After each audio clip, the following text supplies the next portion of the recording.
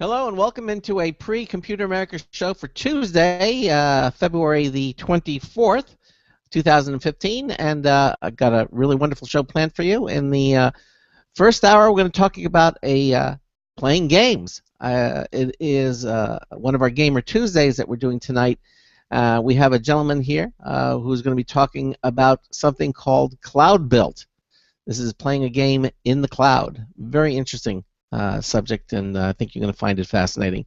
He's going to be joining us in the first hour, and then in the second hour, we have Ed Zarick on here. Now you might say, who's Ed Zarick? Well, he is a professional hobbyist, and we're going to be talking about some of the things that he has constructed, I guess in his spare time. What's really interesting is that he has taken a PlayStation 4. 1 minute until showtime. He's sort of cracked the code. He's taken a PlayStation 4 and an Xbox One and combined them into one computer. Let that sink in. Okay, how did he do it? We're going to find that out in the second hour of the show. So sit back, relax, enjoy the program as we begin a 2-hour show of Computer America.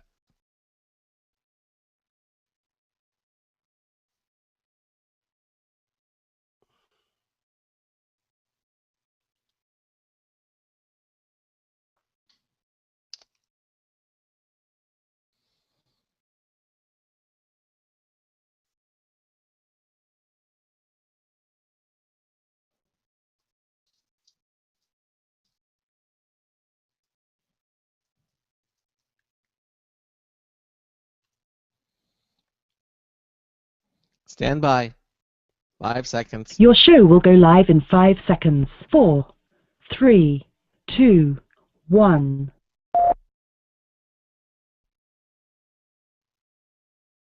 Broadcasting live, it's America's longest-running national radio talk show on computers, Computer America, hosted by national columnist Craig Crossman. Look for Craig's weekly column in your favorite newspaper. This show is being beamed nationwide at ComputerAmerica.com. Keep it here for technology news, computer products, guest interviews, and your phone calls. You're listening to Computer America.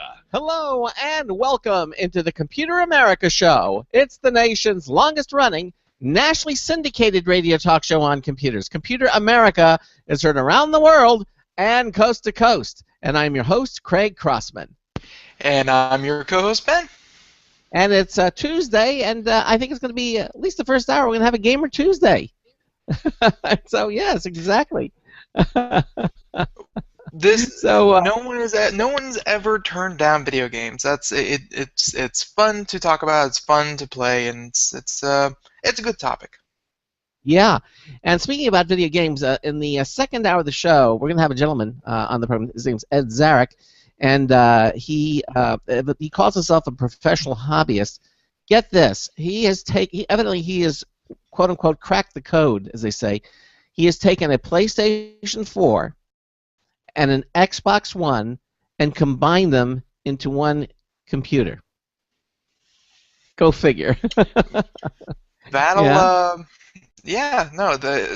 Assuming you don't create any kind of, time warps or, blow anything up by rubbing a positive and a negative together, then yeah, why not? Why not? Exactly. And he's in the chat room right now, and of course our guest we're going to be talking to from a company called Coilworks. Now, if you have a comment or a question for anything we're talking about tonight, our guests, give us a call, 347-884-8881. That'll get you on and get you through. That's 347-884-8881. Okay, you can also send us an email. We have a special email inbox set up when we're live and on the air.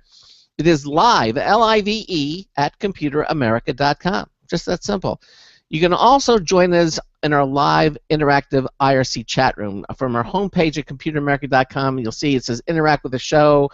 On the right-hand portion of the homepage, it says Chat Room, Live Video. Click that button. You'll get a split screen. On the left-hand side, you'll see the entry form for our chat room. Just put in a username. That's the name you'll be known by when you go in there. Click the Connect button, and your browser will move you into the chat room. We have a lot of people in there. We'd love to see you in there in our chat room. Both of our guests tonight, by the way, are also in the chat room, so you can interact with them as well. And the other thing that happens on the right-hand side is our live Computer America video stream. That's right. We are a broadcast radio show, but we also, you can watch us. You can actually see us interact. Both of our guests tonight are on the live video stream as we speak, and you can see them as we talk about and discuss what we talk about here on the program. And that will just start up automatically. You don't have to do anything. And then you can. So not only can you listen to the show at ComputerAmerica.com, you can also watch us at ComputerAmerica.com. So those are all the different ways that you can interact with us, and we look forward to hearing from you and participating on the Computer America program. All right. So that said, anything else before we get started, Ben, you want to mention? Nothing off the top of my head. Okay. Well, good. Well, our guest tonight is from a company called Coilworks, and the name of their product or their game is called Cloud Build. And according to them, the Cloud Build sees quick wits and even quicker reflexes become your closest friends as you carve your own path through the mysterious floating ruins high above the clouds. A game of speed, precision, and freedom.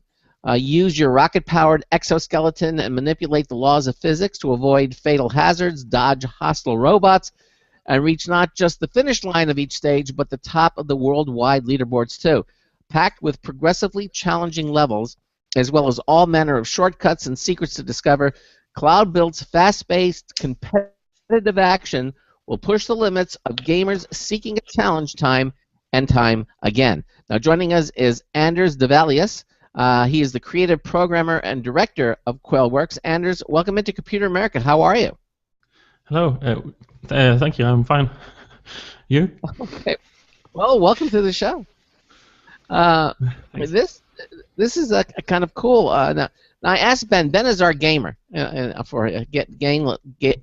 loves playing games, and I asked him over the show. I said, "Have you ever actually tried Cloud Build?" And I believe you told me that you hadn't seen it or tried it yet. Ben, is that correct?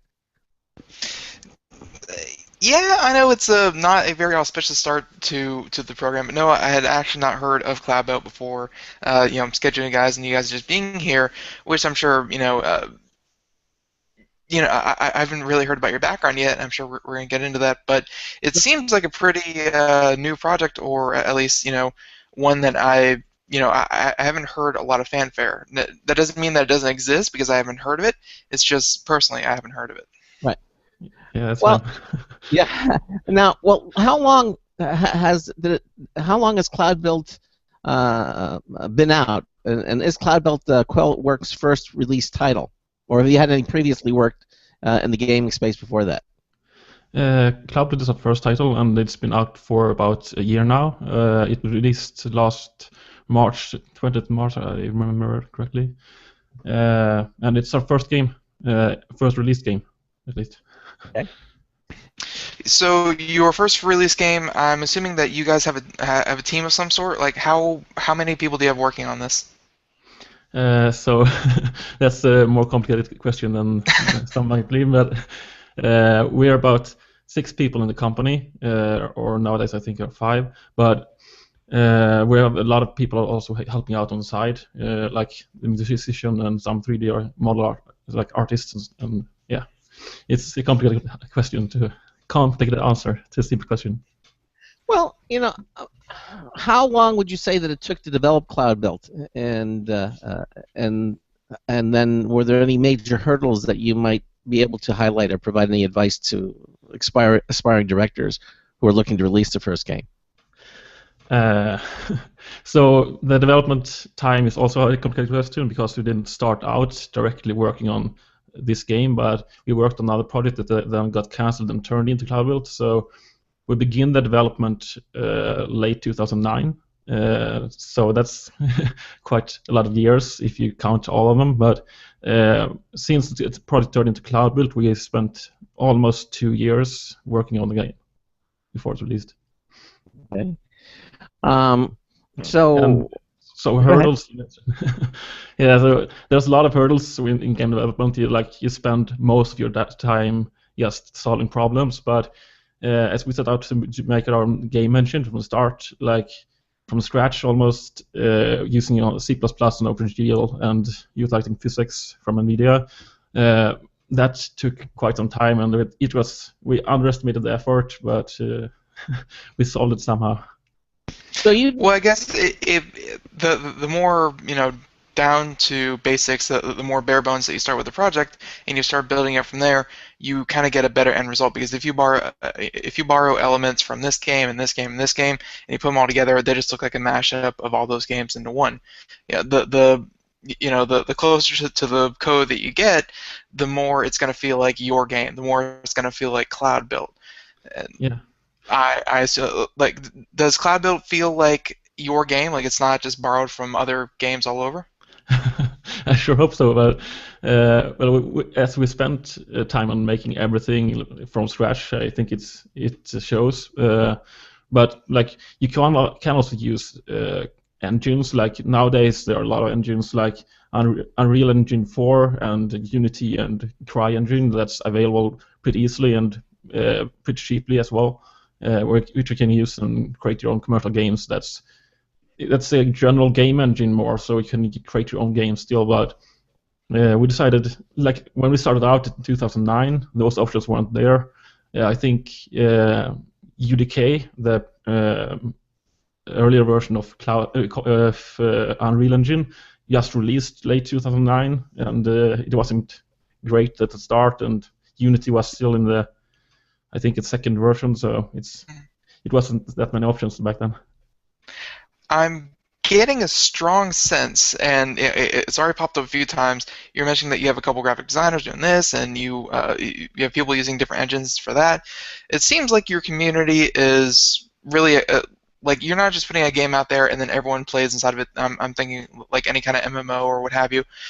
Sounds like your content creators are also part of your fan base. Like, how much freedom do you let your community have in helping to develop, their own content in this?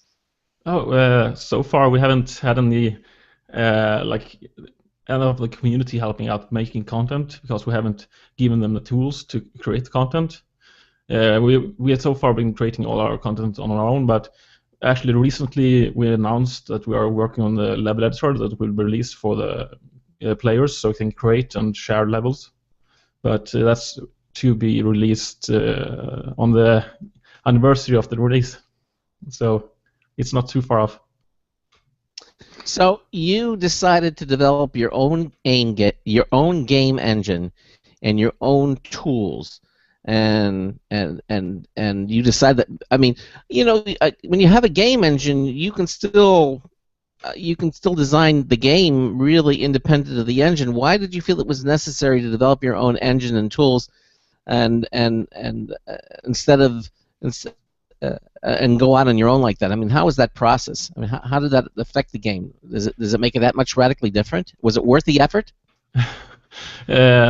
It's like I said a little bit earlier that when we started out in late 2009, there wasn't that many engines available. Okay. And like even if you look now, like Unity is still using C#, and that's garbage collected, and that's not interesting for game development for most part. If you're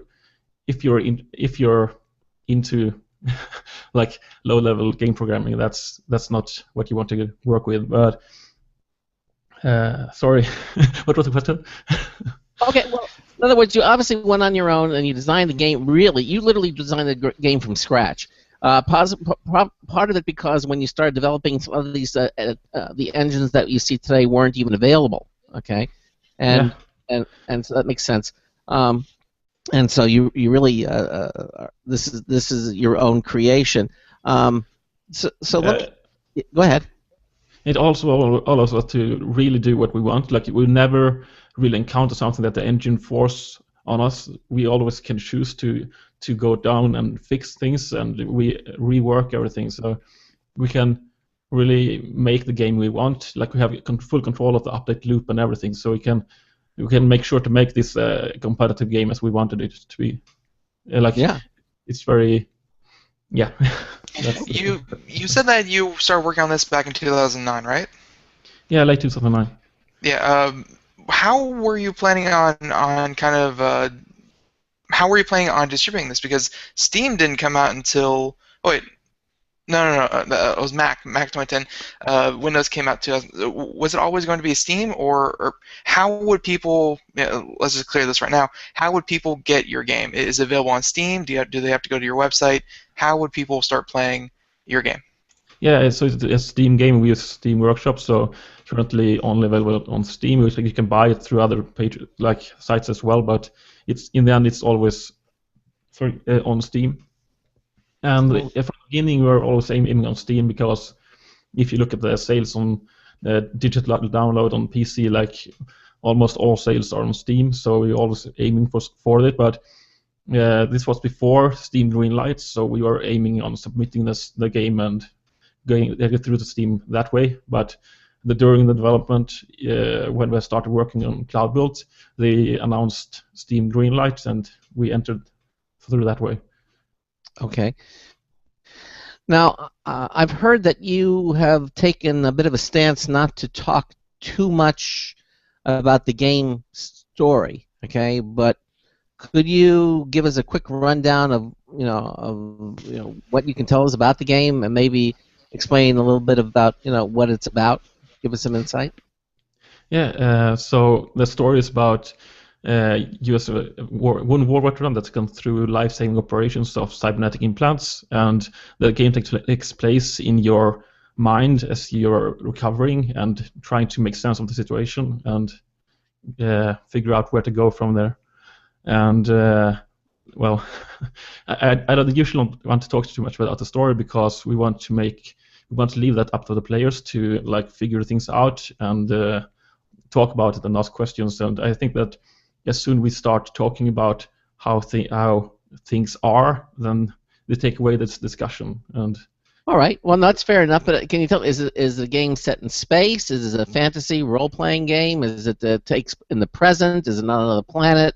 I mean, cybernetic implants and such is usually sci-fi, and that's our setting. Yeah. So when the game starts out, you wake up in floating ruins along the clouds, like concrete buildings that are overgrown, and you don't know where you are, and then you find your body and figure out the story from there.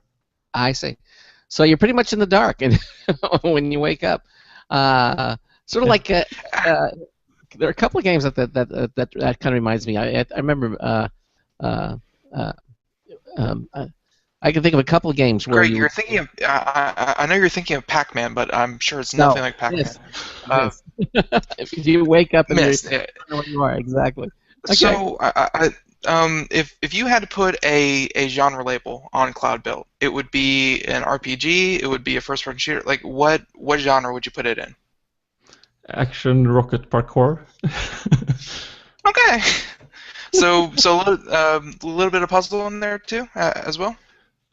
Some levels have you can approach a game in some different angles. I think you can approach it more slower, methodical way, and view it as puzzles, because you can go around many things, and you can avoid conflict and encountering the robots or going around things and use the environment to your advantage. And you can approach it as a puzzle, but for the most part, it's more like an action game.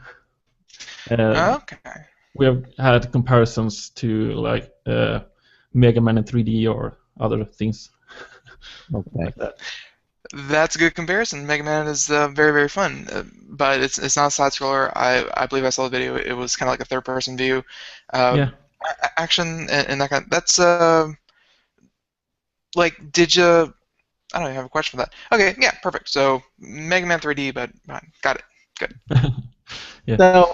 So now one of the things I understand about this game is that you have you decided to make to have the lead character of this game a female lead character, a strong female lead character over a male lead character. Was that a decision that was from the start of the game, or did the development process, or did you always want to have it that way, or is it something that came out later on during the development process? So the story we wanted to tell doesn't really need something specific gender on the character. So we just ended up with a female character, and we don't think that there's anything special with male or female character. So we just it's a female character, so female soldier, and I hope that in the future questions like that won't be like necessary. But right now, I think that sadly there's underrepresentation of female characters in games in general. But hopefully we're going. I mean, we saw that with the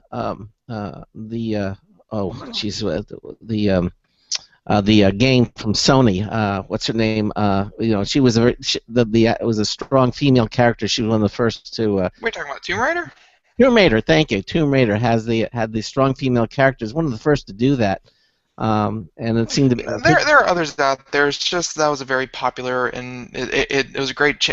Like in the past, it was, hey, look, Lara Croft. She is busty and she is awesome. But just lately, they've turned her from a kick butt kind of girl to an actual realistic, strong female character, which we're seeing more of in more games, which is nice. Yeah, so hopefully in a year or two, or hopefully as soon as possible, we can get to a point where it's equally the amount of female and male characters. But yeah. Now, why don't you, Anders, tell us a little bit what your personal favorite aspect of Cloud Build? I mean, what do you like most about it? So yeah, I like a lot of things, but there's obviously, like, if you spend this much time working on something and looking at it every day, you find some things that you want to fix as well. But one thing that stands out to me as a thing I really like is the skill ceiling, and that you can always push yourself further. Like even if you start out the game, you can take it on your own pace, and you can push yourself a little bit further than your abilities. And even if you're playing for hundreds of hours, you can still push yourself further. And that's, to me, a sign of a very high skill ceiling. And I like that aspect. And then also combined with that you have all your abilities unlocked from the very beginning of the game. We are not holding you back. All the development and all the progress, the skill progress is all your own, the player's progress. And that's the aspect that I really like. Because if you go back and play the game again, you can really tell the difference. So you would say that you're going for that thing that everyone really strives for. It's easy to play, hard to master. It is, like, did that ever cross your mind? yeah, like to some extent, but we're still focusing on making quite hardcore games. So it's for the experienced gamers. So I wouldn't really recommend, if you haven't ever played a 3D shooter or anything like that, it's probably not the game for you. We're aiming for more experienced player. Really? Okay, so you want people coming to Cloud Build who have gaming experience. You don't want newbies. You want people who are I welcome them with open arms if they want to, but we can't please everyone. So we focus to really make a game for core gamers. So Ben, you find that it's too many games out there. There's a lot of games out there that try to appeal to the mass audience. I'm not saying that your approach is wrong. It's just when it comes down to numbers and things like that, and people who play the game, people who buy the game, and people who do that kind of thing. When there's easy settings and they just get through it and they run through it, it's fine. But then at the end of the day, there's a segment of the population out there that's like, well, it was fun, but it wasn't challenging at all. And then the rise of Dark Soul, or in games like that were very punishing in any mistakes, because a lot of games there's leeway. There's you can get shot a couple times, it doesn't matter, but it's very rare to find a game where you actually get punished for mistakes nowadays. Yeah, we want to make it not really punishing in that way, but we want to make it challenging so that you feel truly like you earned it when you make it. There's a sense of accomplishment when you really clear something. And I think that even if you're not really looking for that, the games can still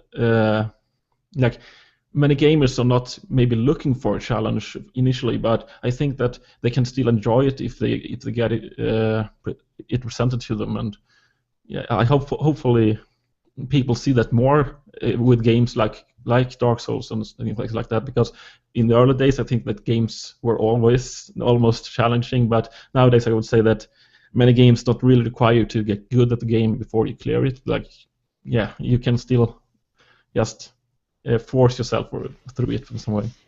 One of the chat room participants disagrees with you, Ben. He says Dark Souls isn't that hard to play. Dark Souls Demons Soul. It's not that they're okay. Look, I'm not saying it's hard or easy. I'm saying they have a reputation that if you mess this up, if you don't land it just right, if you hesitate for a second, you have to start over again. Like the gameplay itself wasn't hard. It was just very punishing, which is completely different than normal games out there where. With Halo, if you get shot a couple times and you're on normal, or if you're on anything below legendary, doesn't matter. Your shields regenerate. You can try it again. But there are games out there, and I guess this is where Anders, you kind of come in and say you can't please everyone. Well, there's plenty of games out there where if you want to try a couple times and not too hard, there's 1,000 games out there for you. But it's harder to find really games that challenge you, and it's not just a puzzle game, but it's also a skill game, which I'm gathering.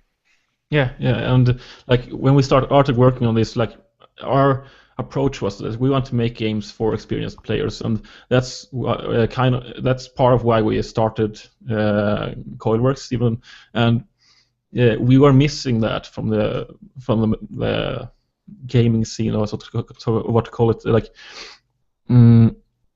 And Dark Souls encouraged us really to see that there is still a market for it, and we were going with it even anyway. But seeing Dark Souls doing well and people picking up on it encouraged us as well. Yeah, the chat room participant Chi Papa, he's recanting now. He says actually Dark Souls is certainly harder and more challenging than the average game, and more punishing for sure, which he likes. So. Yeah, we had people saying like that cloud build makes Dark Souls look easy, but well, that would be high praise indeed. And like, how much replay value is there? It is like you clear it once and you're like, oh man, I finally got through it. Glad I never have to do that again. Or are you finding people kind of saying, okay, well, let's see if I can do it a little faster. Maybe try for a speedrun. Let's see if I can do it better the next time. Like, what kind of replay value are you seeing in something so challenging? I hope that a lot of players can get encouraged and try to make it into speedrunning and stuff. But we also give a lot of unlockable skins that you can go and challenge yourself to unlock. And some of them are speedrun related, but some others are just pure challenges, like clearing the game from start to finish without dying a single time, or other hard things like that. And we also give you extra modes to play on each level when you clear them, so you can and the modes also try to help you in some way.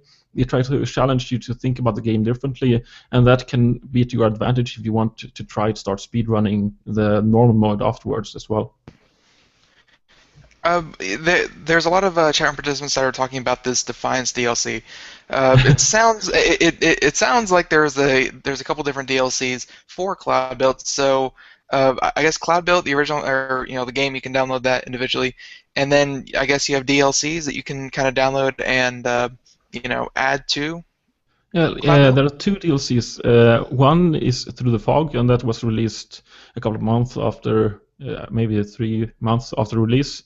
I don't remember. And that's for free, so everybody that buys the game gets it for free, and it's 5 extra levels, and they are in a new theme and focused purely on platforming, so there's no enemies, and it's more about using your environment and finding your own path through it. And we added that because we heard from the community was a huge interest in that, and maybe it's also that some levels got too hard too quickly, so we added these levels that you can take at a slower pace if you want to. Mm-hmm. And after that, I think in November this year, we released the Defiance DLC. That is 5 additional maps that are really aimed for those that want to more challenge and that's are good at the game or want to be good at the game. Like it's tougher than any of the levels we had before. Well, so go ahead. Yeah, no, it seems like there's been a lot of praise for Defiance, which is kind of rare that a game. Well, I guess because you guys are on Steam, downloadable content isn't as taboo as it is for, say an Xbox or a PlayStation or what have you.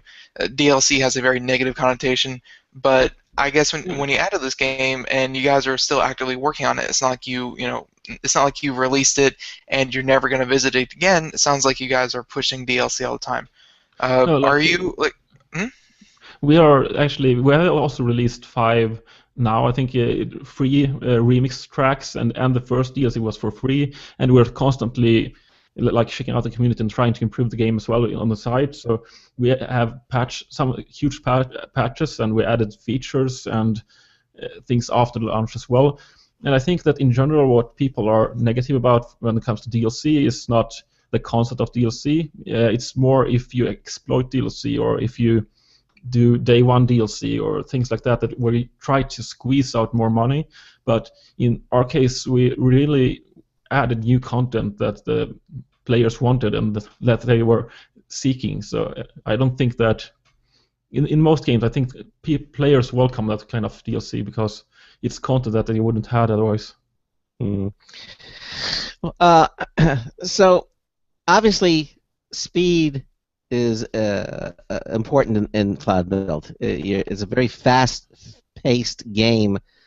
Speed ranking on all levels and on online leaderboards. Speed seems to be very important in this game. Would you agree with that? Yes, to some extent. All right, I'll tell you what. We're at the bottom of the hour, and what we're going to do is take a little break, Anders, and then we'll continue on. You listen to the Computer America Show on the Blog Talk Radio Network, on the IRN Radio Network, the Boost Radio Network. Our guest this hour is Anders Devalius, creator director for Coilworks. We're going to continue on with them when we come back. Stay with us.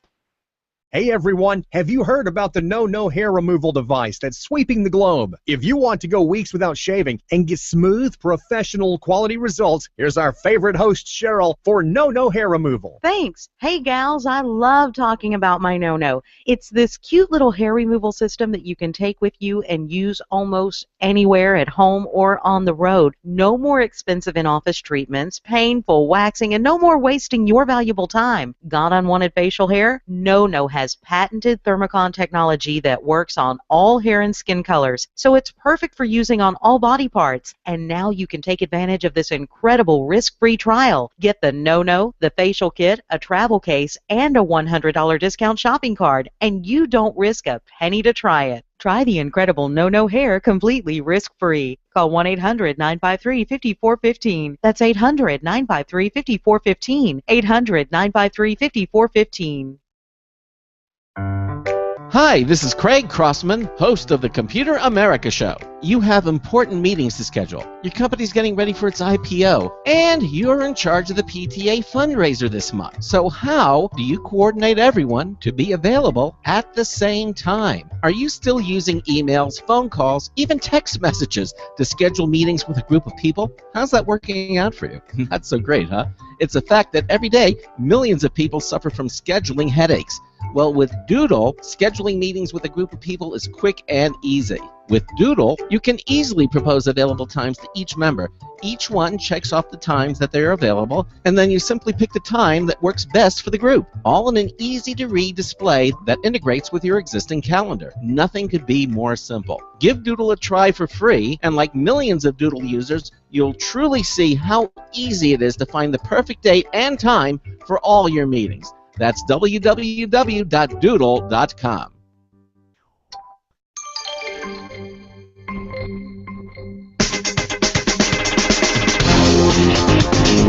Hey, it's Marty Winston with a News Tips Bulletin Review for Computer America. This time the QNAP, that's QNAP, model TS131 Turbo NAS. NAS is network attached storage. Now, in rethinking workspaces, we decided that a scanner should, something like a shredder, be in one go-to place that's not your desktop. We think that a modestly powered notebook and one or more scanners could have a place of their own. The idea is that when the need or the mood strikes, we can take a few minutes now and again to feed it sheets to digitize. if the notebook has the scanner software configured to use a folder on a network-attached drive as its target, and to have OCR run on that folder, then other PCs on the network can map that drive and benefit from those scanned images now being searchable. That leaves the challenge of backing up the NAS. QNAP sent 2 of their TS131 Turbo NAS single-bay gigabit NAS products to fill the bill. These are intelligent boxes with a dual-core ARM Cortex-A9 processor, and believe me, their capacities far exceed our intended usage of them. We put a Seagate SATA 3 drive in each NAS housing. By mapping only one of the NAS products to all of the workstations on the network and both of them to the scanner station's notebook, we're able to use Casper, which is a nice overnight Delta imaging backup product, to update the image of the main NAS to its companion. Bottom line, QNAP TS131 Turbo NAS devices let us stay speedily and reliably connected to results for functional devices we wanted to disconnect from our desktops. This is Marty Winston with the News Tips Bullet Review for Computer America. Welcome back to the Computer America Show. It's 34 minutes past the hour. I'm sorry, and we have Anders here and from CloudBuilt and Coilworks, who made CloudBuilt. And right before the break, we were just about to get into speed runs and that kind of, and speed in general. You said that you had leaderboards and you had internet leaderboards where you can actually, I guess, update your times and kind of compete not just against your own times but against others. So one, how important is speed, and two, is there a pretty good competitive spirit in the community? So first of all, speed can be important, but like it's up to you. And one thing I definitely want to say is that if you play the game for the first time, don't try to speedrun it. Like, get through it first. It's a really challenging game, even for like experienced gamers. So focus on just getting through the game and enjoying playing the levels, not focusing too much on the speed. You can gain the speed, but like don't push yourself too far. And then once you clear the game, you can try to start speedrunning, or you can go back to levels that you already clear and play them again and try to set a good record, because you won't get any, like, even if you play super well the first time, I don't think you will get any better than a B rank. You really need to play the game and the levels again and try to find new paths and carve your, like we said earlier, like carve your own path. Like, don't look at videos in the beginning either. Like, try to find your own path and explore the levels on your own. It's much more satisfying. That would be my absolute great tips. Yeah. But then there's, after that, you can start to look at speedruns and try to like compete on the leaderboards.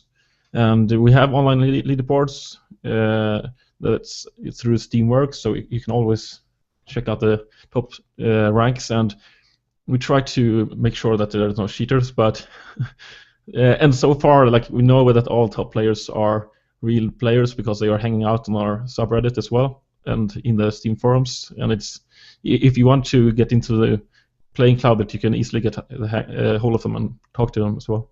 Mm-hmm.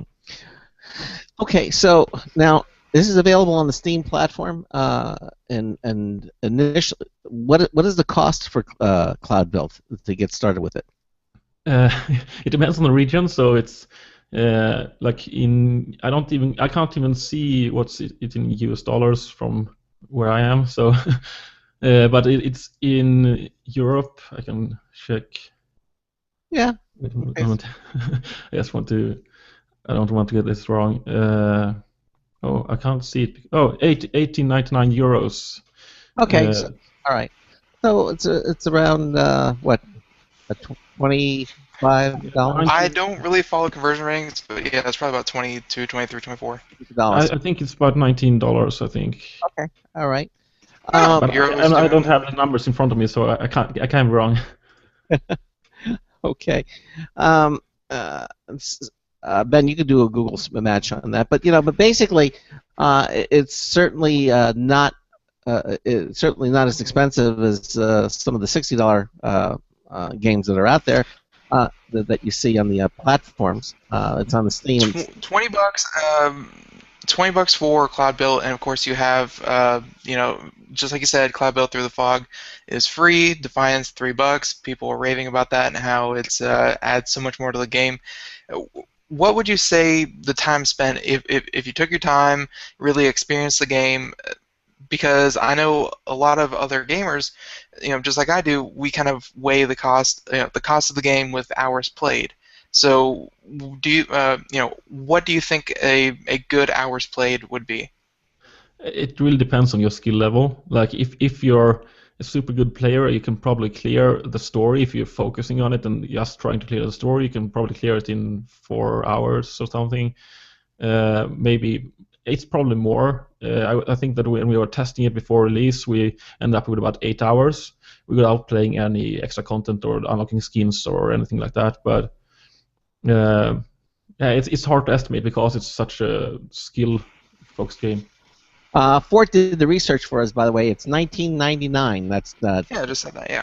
on Steam right now in U.S. dollars, exactly. Okay. And So I just stretch that. If you're looking for more content, you can always, like, there's a lot of more things you can do, and you can probably spend over 100 hours if you want to unlock all the skins and get all the achievements and stuff like that. It depends on what you want to do, what kind of gamer you are. so as you move through Cloud Built, there are different levels and things that you can unlock, and that costs money to do that. Is what you're saying? No, like there's only one DLC, and that's the only extra. That's the only money you can pay for anything except the main game. Okay. All right. But you can spend more time unlocking things, like doing challenges. Sure, I understand. Now, one of the things that I hear a lot of people have been begging for with Cloud Build is a level editor, and players have been asking for one since the game's released last March. And now your publisher is Rising Star Games. I understand that you revealed that you're getting ready to release a level editor. Yes. Tell us a little bit about that. So yeah, like even ourselves, like before release, we knew that a level editor would be interesting, but it's a ton of work to make a good level editor, and we had questions about it all the time, really, on the forum, or like at least regularly people are asking about level editor, and we even have it on our list of questions that we have answered for people to read and check out. But recently we announced that we are working on level editor, and it will be released on the 20th of March this year, and it will be connected to Steam Workshop, so we can be able to share and download maps as well. Well, what tools and features can players expect to see with this? So the level editor is based on our in-house engine and our in-house level editor tool. So you can do pretty much. It's a little bit scaled down to add more security and things like that, and not make you go crazy.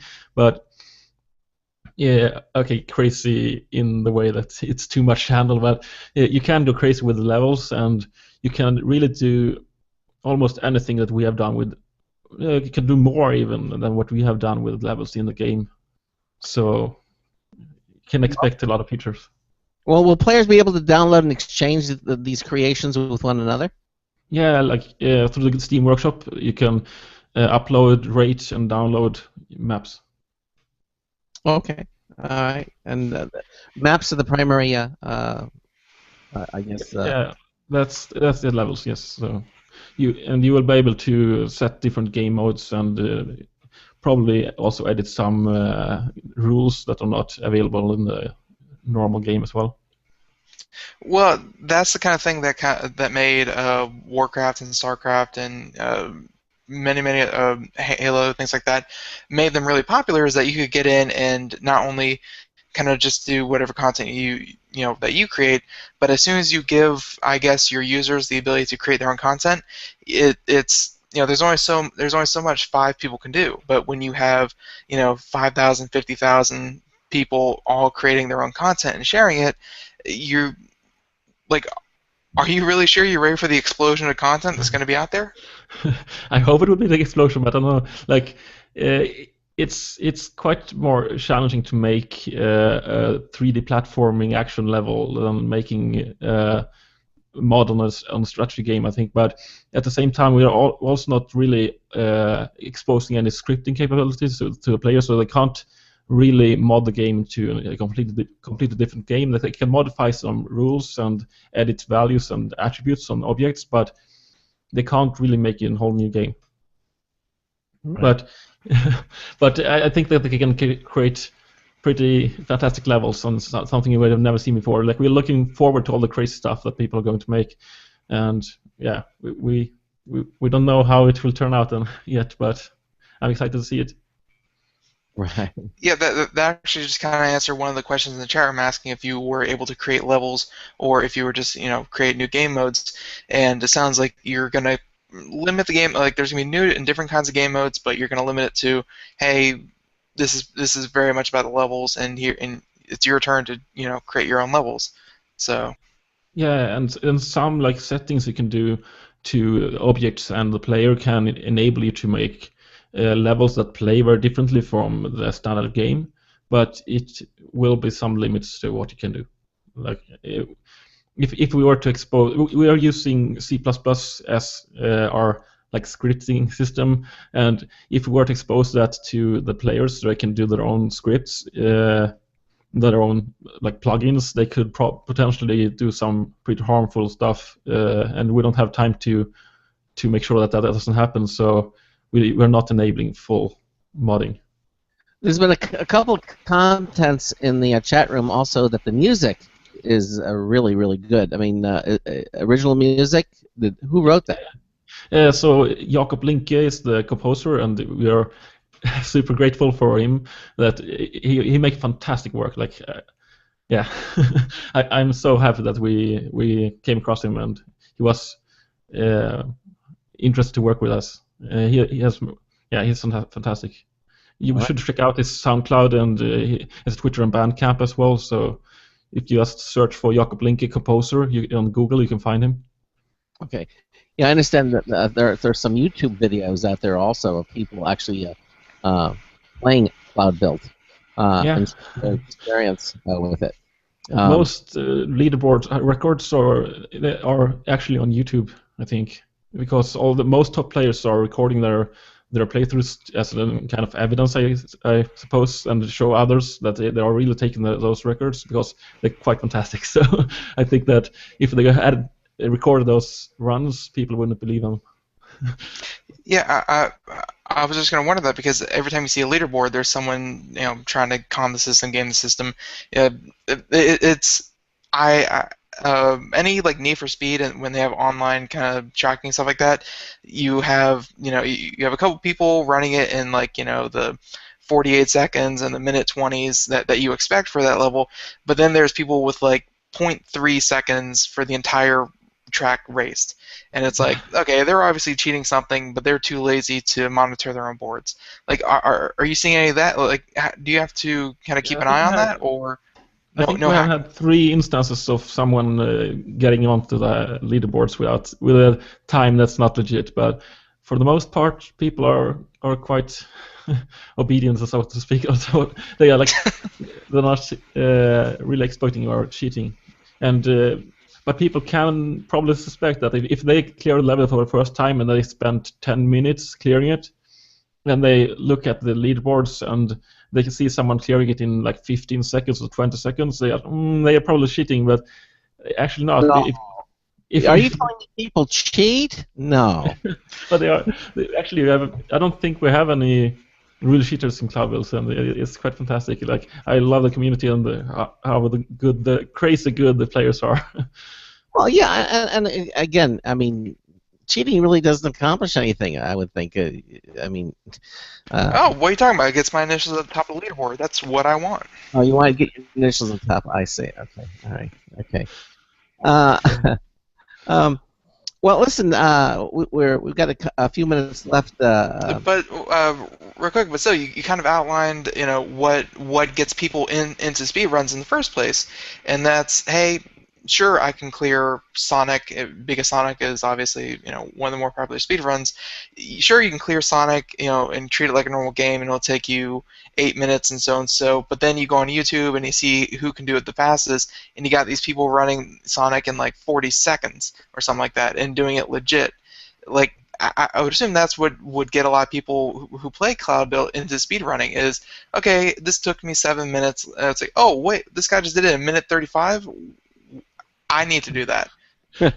Probably, but also maybe a little bit intimidated. Like if you see those speedruns, they're pretty crazy.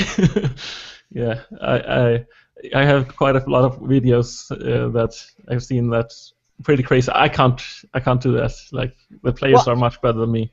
Well, you're one of the creators of it, and you're saying the gamers are better than you.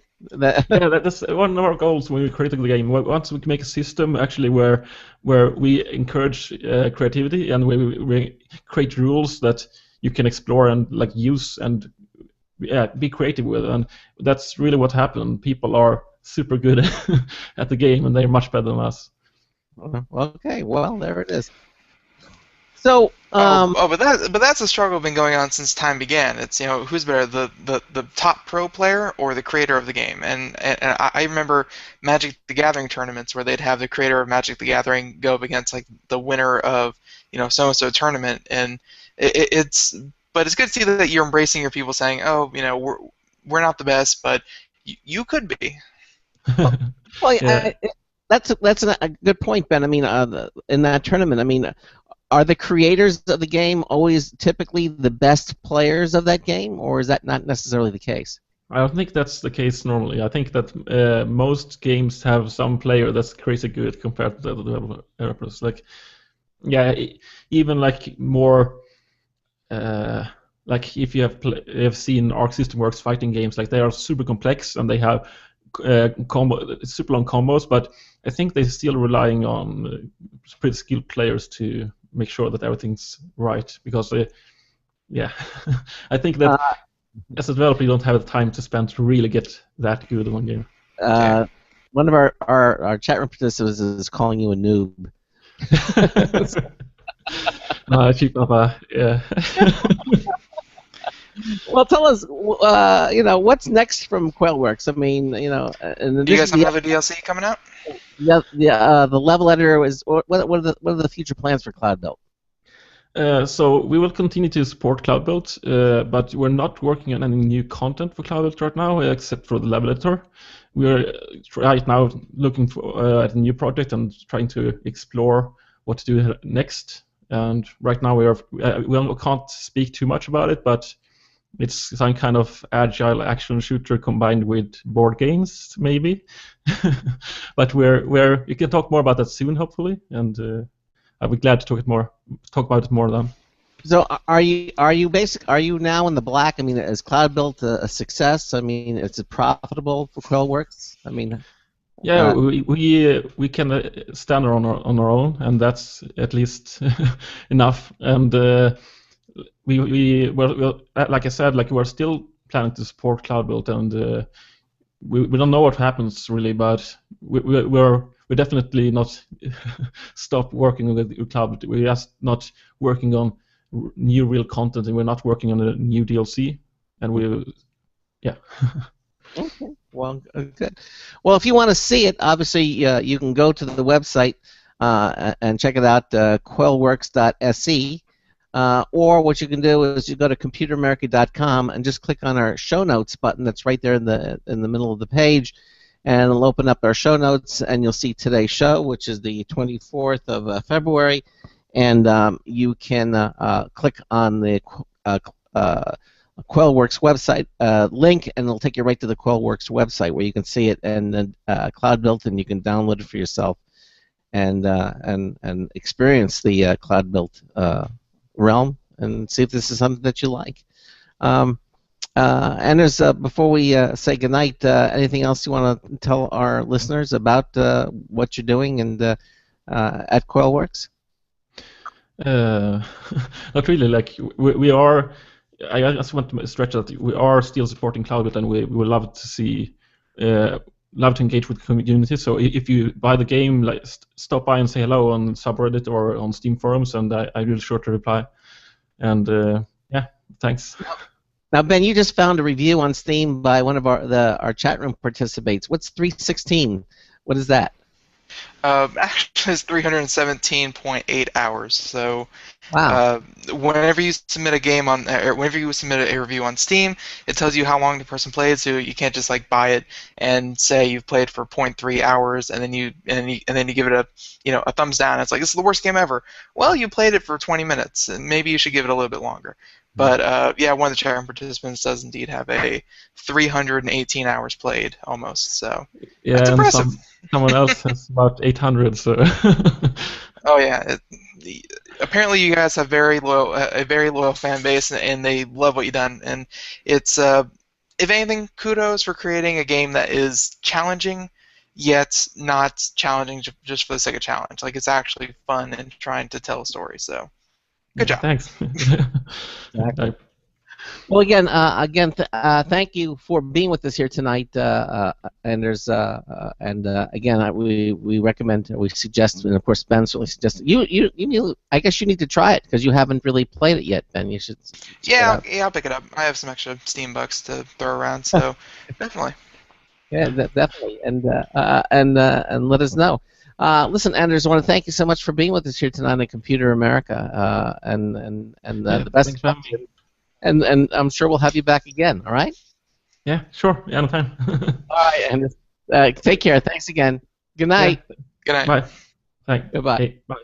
All right. All right. Well, there he goes. I forgot to ask him what part of the globe he's in. I think he's in Sweden. Yeah. The Coilworks is based. It says on the Facebook page, based in Skövde. It's, SKO with the umlauts or whatever. Sweden. So Swedish, okay. See, I would have said German, but as an American, all Europeans sound German, so I don't know.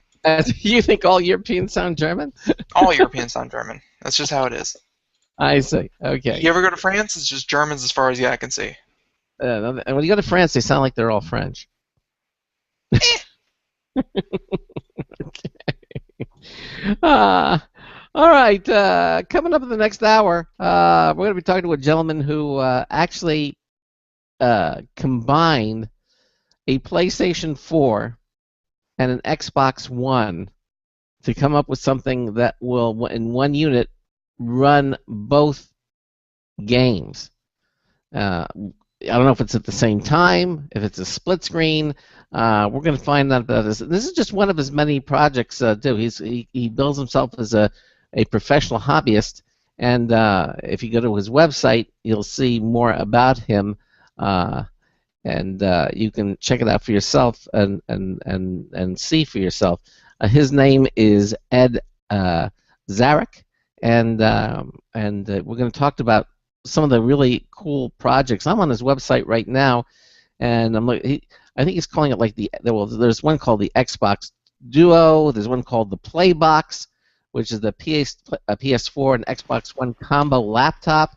I'm looking at some of these things. Yeah. Real quick, by the way, I'm going to send you the. Oh, I had it up. I'm going to send you the link. We're going to put in our show notes. Actually, I'll just do it. The link to the Bandcamp for the composer for all of Cloudbuilt's music, or at least some of it. So you can check that out there because he has it on his Bandcamp, and you can buy it now, donate it to the artist, and things like that. And I've listened to some of it. It's pretty good stuff. Yeah. Have you listened to it? Yeah.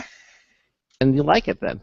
Yeah, no, it's I know, like, I really do support like the indie authors, and it may not seem like it's it's very indie when he's already made a soundtrack to a video game, but still I'm sure he's trying to get other discography out there, and I like his stuff for Cloudbuilt, so it's definitely worth checking out all of his other stuff as well. All right, good enough. All right, just quickly here before we get to our top of the hour break, I just want to remind everybody that our contest, our Logitech contest, where we're giving away 3 great prizes, ends this Friday. That's right. the 27th of Friday at midnight Eastern Time. So head over to our Computer America, go to our Interact pull-down menu. It'll say Enter Contest. Click on the Logitech contest. You'll see the 3 great prizes we're giving away. The Logitech HD Webcam C310, valued at $50. The Logitech G400S optical gaming mouse, valued at $60. And the Logitech X300 mobile wireless stereo speaker system, valued at $70. You get to pick the color, by the way, if you win. The entry form is right there on that page. You put your name in, click the submit button, and you've registered. It's just that fast, just that simple, just that easy. And again, we keep this information and we give it out to nobody. Okay, it is completely private, and everything, of course, is completely free. There's no obligation. Then over the weekend, we'll draw the 3 winning names, and we'll announce it. And then we'll be doing another contest. So check out all of our contests at ComputerAmerica.com. You'll have a lot of fun entering them, and who knows, you might get lucky and win something really, really nice. But again, I want to emphasize that everything there is completely private. We give your information out to no one. We even tested it in the field. We gave some names to Ben in a parking lot, and but he couldn't get rid of them. As hard as he tried, but no, it didn't work. The Girl Scouts, they are pushing a better product. Okay, that's it. All right, you listen to the Computer America Show on the Blog Talk Radio Network, on the Boost Radio Network, and the IRN Radio Network. Let's see, what else can we talk about? Oh, and while you're there, check out our free software page. We don't promote that enough. Check out all the free software page there. All the different, there's AdBlock Plus, Skype, all the things that you normally would think of, but then we have a lot of them that you haven't heard of, like Mega and maybe GIMP. Steam is on there too, of course. You can get that. It's all free, and it's on our free page. On that same page, we have our chat room IRC client plugins too. So if you like the chat room and you want to use it more frequently, you can do so by using some things like Chatzilla or HexChat or MIRC. They just format the chat room to be more visually pleasing, and but it's completely optional. All right, we're up against the break. We're going to just be back in a few moments. We just break really, really quickly, just less than a few seconds. You're listening to the Computer America Show on the Blog Talk Radio Network, the Boost Radio Network, and the IRN Radio Network. Ed Zarick is coming up in the next hour. Professional hobbyist here on Computer America. Stay with us. Broadcasting live, it's the only national radio talk show on computers to air every weeknight. Computer America, hosted by national columnist Craig Crossman. The first hour's behind us, but there's still more of tech news, tech talk, and your phone calls. We're being beamed nationwide at ComputerAmerica.com. You got computer problems? Bring them on. You're listening to Computer America. Computers run the world, and we run computers. Call us or send us an email to live@ComputerAmerica.com. Hello and welcome into Hour 2 of the nation's longest-running, nationally syndicated radio talk show on computers. This is the Computer America Show, and I'm your host, Craig Crossman. And I'm your co-host, Ben. And again, I want to thank our first hour guest, Anders Devalius, creative director and programmer at Coilworks, talking about Cloud Built. Very interesting. I know you're into a lot of the Steam games, and evidently this is a new one, and we certainly thank him for being here on the show tonight. I believe he's just getting ready to leave the chat room, but you might be, if you go in there real quickly, you might be able to catch him before he leaves if you have any questions. I certainly found it informative, didn't you? I mean, new games on Steam. Not as informative as the New York Times, but entertaining. Entertaining at least, which video games should be, and even talking about video games should be. So, okay, all right. Well, let's move to our second hour guest here. Now, his name is Ed Zarick, and he calls himself a professional hobbyist. A professional, not an amateur hobbyist, not just a hobbyist, but a professional hobbyist. Isn't that oxymoronic?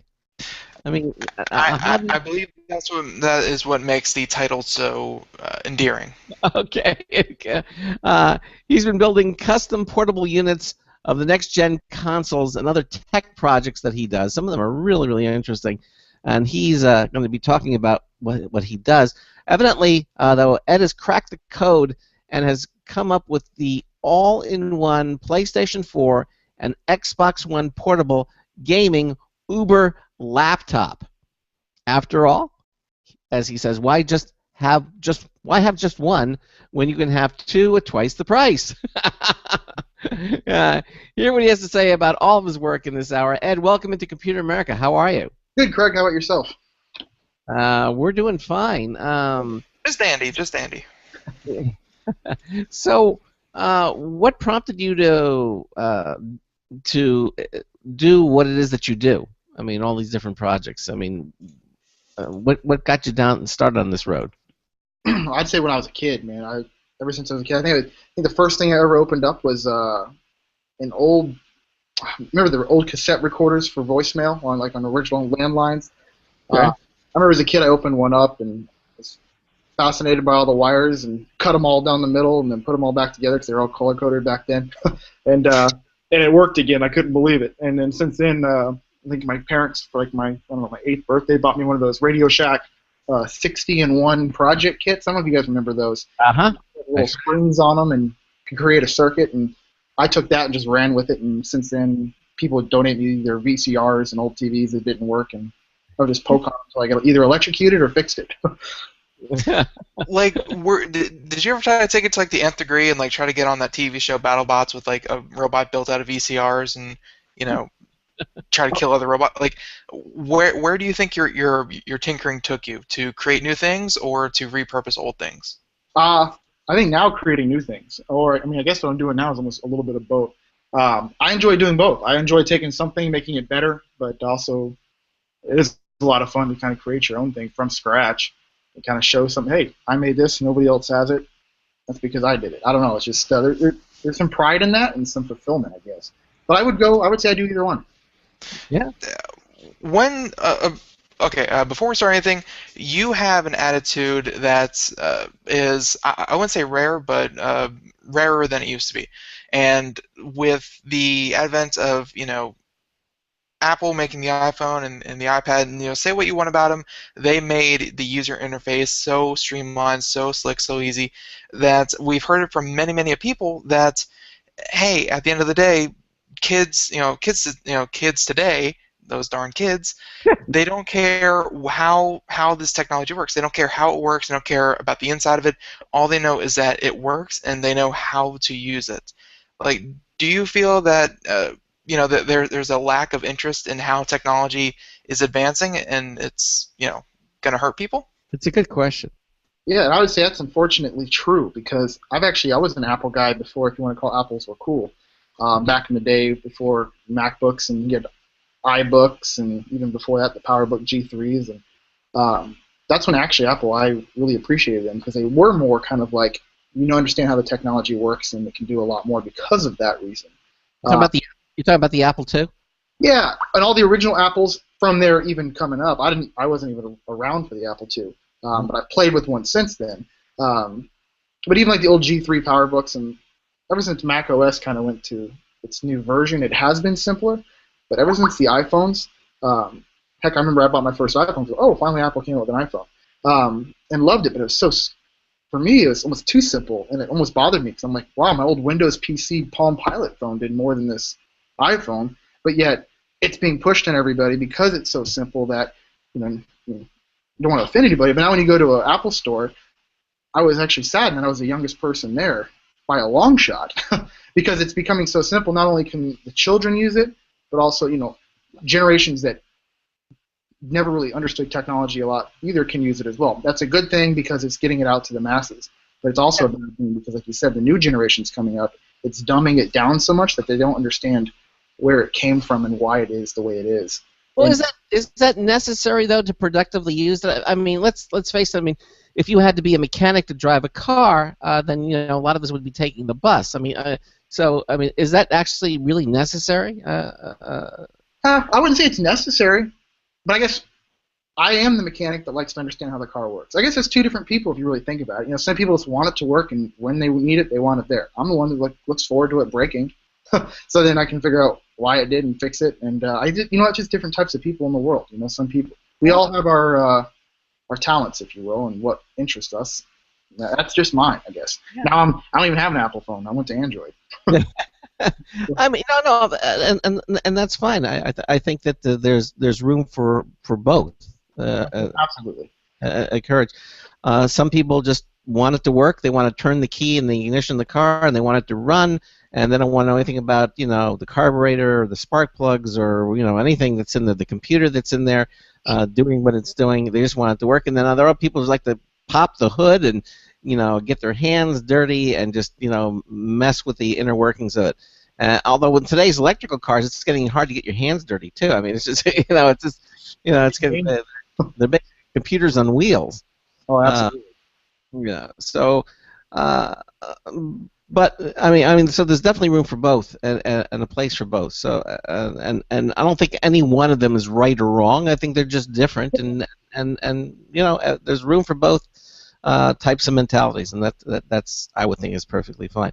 But you come from the group that likes to explore and find out why things work. You like to take things apart, put them back together, maybe improve them, and that's wonderful. I think that truly is. And you've been doing this now since you were a kid. Do you have like a workshop that you in your home, or what do you do? Where do you do all this tinkering? Yeah, in my I have a garage workshop basically. I take my 2-car garage and transformed it into a little hacker space for myself, I guess. And all my tools, machinery, all that. I've kind of built it up over the years. From just having a little toolbox to now what I have. Actually, there's a video on my YouTube channel of a little tour of my workshop. I think it's on my website as well, so you can kind of see what it is and how much, where I do my work and my magic happens, I guess. Exactly. Now, what do you actually do for a living? What do you do? Are you professional? Work for EMS and fire. So yeah. Firefighter and also EMT, emergency medical technician, both myself and an ambulance. I saw that on your shirt, and exactly. There we go. and you're based in Florida? Yeah, actually down here in Fort Myers, Lee County, Southwest Florida. Okay.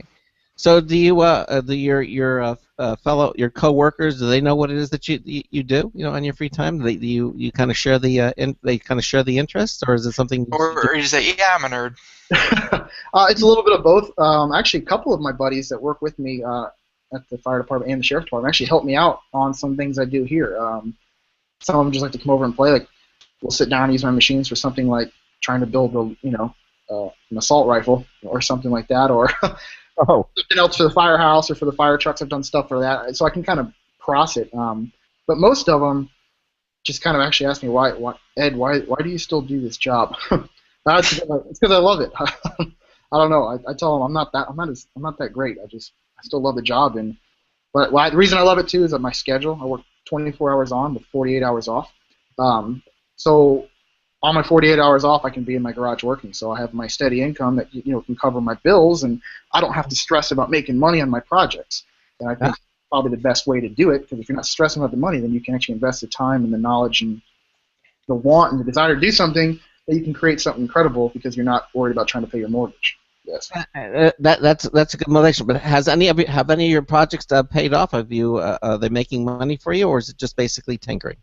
I would have to say my these new generation consoles I've been building, the laptops, have been taking off overwhelmingly than any of my projects ever have. All the machines I have and stuff, I put a lot of money and invested into, never expecting to get the money out of them. But I always end up somehow making them pay for themselves from 3D printers, laser cutters, things like that. But now these new generation consoles that I've been doing, the Xbook, the Playbooks, and the different combo units have by far paid off everything I've been doing, almost to the point where it's almost tempting to leave my current job as doing EMT and fire, but I love it too much that I wouldn't do it. And nothing's ever guaranteed. Things always spike up, and it's got a lot of interest, and it dies out. But don't you find that gratifying to have your work recognized and say, look, that I'm not just doing something crazy, that a lot of people are finding what I'm doing interesting. So a validation, if you will. Absolutely. I love it. And I'm I'm kind of a humble person. I don't like bragging about it, but since we're here talking about it, it's taken off to the point where I was actually on Discovery Channel, broadcasting on Discovery Channel in Canada on their show. They were actually going to send a camera crew to my house, but I guess that was a whole time where the International Space Station was having their ammonia leak. So I guess they were busy doing that. I didn't beat that out. But that happened. I was on New York Daily News. I was on Yahoo.com's home screen like 5 or 6 times. I couldn't believe it. Someone just told me, "Hey Ed, you're on Yahoo." I'm like, "No way. What category?" They're like, "No, just type in Yahoo.com." I'm like, "Oh, holy cow, there I am." But and then since then, I mean, all the orders have come in. Anything from just your average Joe's to I've sold to a few high-end clients, celebrity status, that have been contacting me, pro sport players, things like that, to buy these units, which have absolutely boggled my mind. And that's actually cool because you're like, oh wow, it's like something I'm doing is actually, I'm not the only one that thinks it's cool. I'm not the only weirdo out here that loves it. Well, so that's a little background of what you're doing here. What inspired you to take the Xbox One and the PlayStation 4, and you're looking at these two things and say, I want to merge them? I mean, did this idea come to you? I feel like we're asking like along the same line of questioning is like, so you had chocolate and you had peanut butter. What made you want to put them together? Same reason I think Reese's did it. It was just the fact that you love both of them, and how can you have it in one bite, right? How it all started, really, I wouldn't say I started with the idea of putting a PlayStation and Xbox together into one unit. That didn't just happen overnight. I started probably now 4 or 5 years ago. I made my first Xbox 360 laptop. It was horrible, ugly. It's on my website. It was ridiculous. But it was kind of a fun project. I've seen people do it online, making these portable Xboxes. I'm like, oh, I want one for myself. And I'm not one to go buy one. I'd rather just try to make one myself. So I tried, did it. Was proud of it at the time. Still am, just because of what it was. Posted online. It did well. A couple years down the line, I'm like, I was actually driving home from Orlando one night, and it hit me. I'm like, I can make it better by doing this. I can make it faster by doing this. So that means I can actually it look nicer, and I'd be able to sell it to people. Because I've had a lot of people ask me, oh, can you build one for me, build one for me? And I would hate to say, like, it was extremely expensive. Like, for my first one, like $2,500 to make it worth the while, just because of how much time manufacturing it took. And then it hit me one day, hey, I can do it this way. If I cut it this way, make it cheaper. That was my second one. So then what's obvious after the Xbox One and PlayStation 4 come out, oh, now I need to make them for the new consoles. I want to. So I did an Xbox One. That was my original one, which I called the Xbox One. Made that a whole different way, too. Made it easier because I had new machines at the time that can make things simpler for me. And then I made the PlayStation. So I had two separate ones, a PlayStation and an Xbox. And then people kept telling me, hey, combine them. Yeah, like, easier said than done, right? Yeah, it's that easy. I'm like, oh my gosh, it's complicated. But I started thinking about it, and I'm like, I mean, it'd be cool to have an Xbox One and a PlayStation 4 combined, but I was like, almost like what, 95% of the games you can play on either system. So I was like, what's really the point of having both of them combined, except for those few games that are proprietary to each system? So my first one, before I made the PlayStation Xbox combo, I made a Xbox 360 Xbox One combo, mainly because I was more of an Xbox guy, and I hated the fact the Xbox One wasn't backwards compatible. Okay. So I thought, put both of those together. That way, when I go play LAN parties with all my buddies that have 360 still, I can still play little Call of Duties. But then when I go home and want to play like GTA 5 on the new Xbox, I can't. And I kind of made it for myself, just to prove I could do it. And then once I did that, the combo. How long did it take you to combine them? The first one, probably complete work time. I probably had like 60 hours into the first one, just because there's so many trial and error. I burned up probably 2 Xbox Ones trying to pull it off, which is horrible. I know, but you got to do it. So that probably took that long to do the combo. But once I figured it out, I kind of knew what I was working with, and like, because you have to find a lot of parts. You buy these splitters, these HDMI combiners, they don't work, so you have to kind of find your way. So when I did the PlayStation Xbox combo, I probably had like 40 hours into that one, and then I've made a few more since then, and have a few more orders up for that one. And I'm getting the time to build them down, but it's hard. It's a pain. It sounds to me like what you're doing is now why am I getting that? Somebody has. Is it me? Yeah. Yep. You have to. Everything's muted. I can put headphones on. I was wondering if that was doing it. No, okay. No, I'm still hearing. I'm We'll try serene. this. Stand by. Okay. How's that? Out of the chat. That's better. Okay. Okay. We'll All right. go with that. That worked out. Okay. So anyhow, it So sounds to me- when you tried putting these things together, and sorry for interrupting, Craig, but just want to get this out there. Especially like the 360 and the Xbox One combo. Like when you put these things together, I'm assuming it's not just apply enough pressure and all of a sudden you have one unit. Like when you're tinkering, what's some of the hardest things do you have to do to overcome? Is it finding a way to make everything fit in a reasonable form factor? Is it heat? Like what's hard, or what do you have to overcome? Like, why is it taking 40, 60 hours? I would say all of the above. Mainly, you're putting these circuit boards really close together, and there's a lot of things that could touch short out, which I found out the hard way. That just trying to make things fit, you'll think you'll start stacking things and building mounts for them, and then it works until you get to the very end and realize, it's going to be an inch higher than it needs to be, and it's not going to fit in this case I built. You can always build a case bigger, which seems like some people do, but that's just not. I don't do that. I try to keep it where my original plan. Heating, actually, I thought that was going to be a big issue. Hasn't been an issue, and you would think it would be because of all the rings of death. But I think my systems are somewhat they're more spread out than an Xbox all crammed together. That has actually more airflow than you would think. So that actually hasn't been an issue, even though I thought it would be.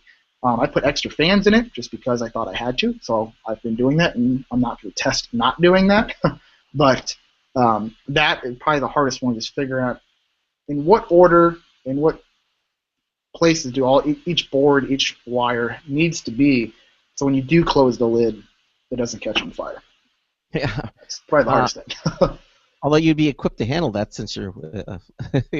Yeah, I'd rather not though. I'm off duty. I don't. So it sounds to me like you're how should I say, more of a facilitator. In other words, you're taking an HDMI this, and you're taking some things.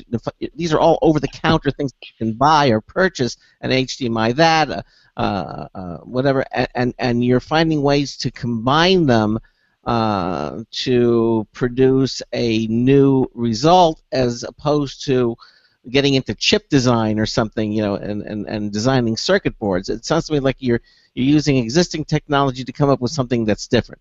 Is that a fair assessment? Mostly. Funny enough, there is a custom circuit board inside of it as well. Okay. To do to run my Vizio screen, that I did custom. There's some things that you just can't get over the counter for these.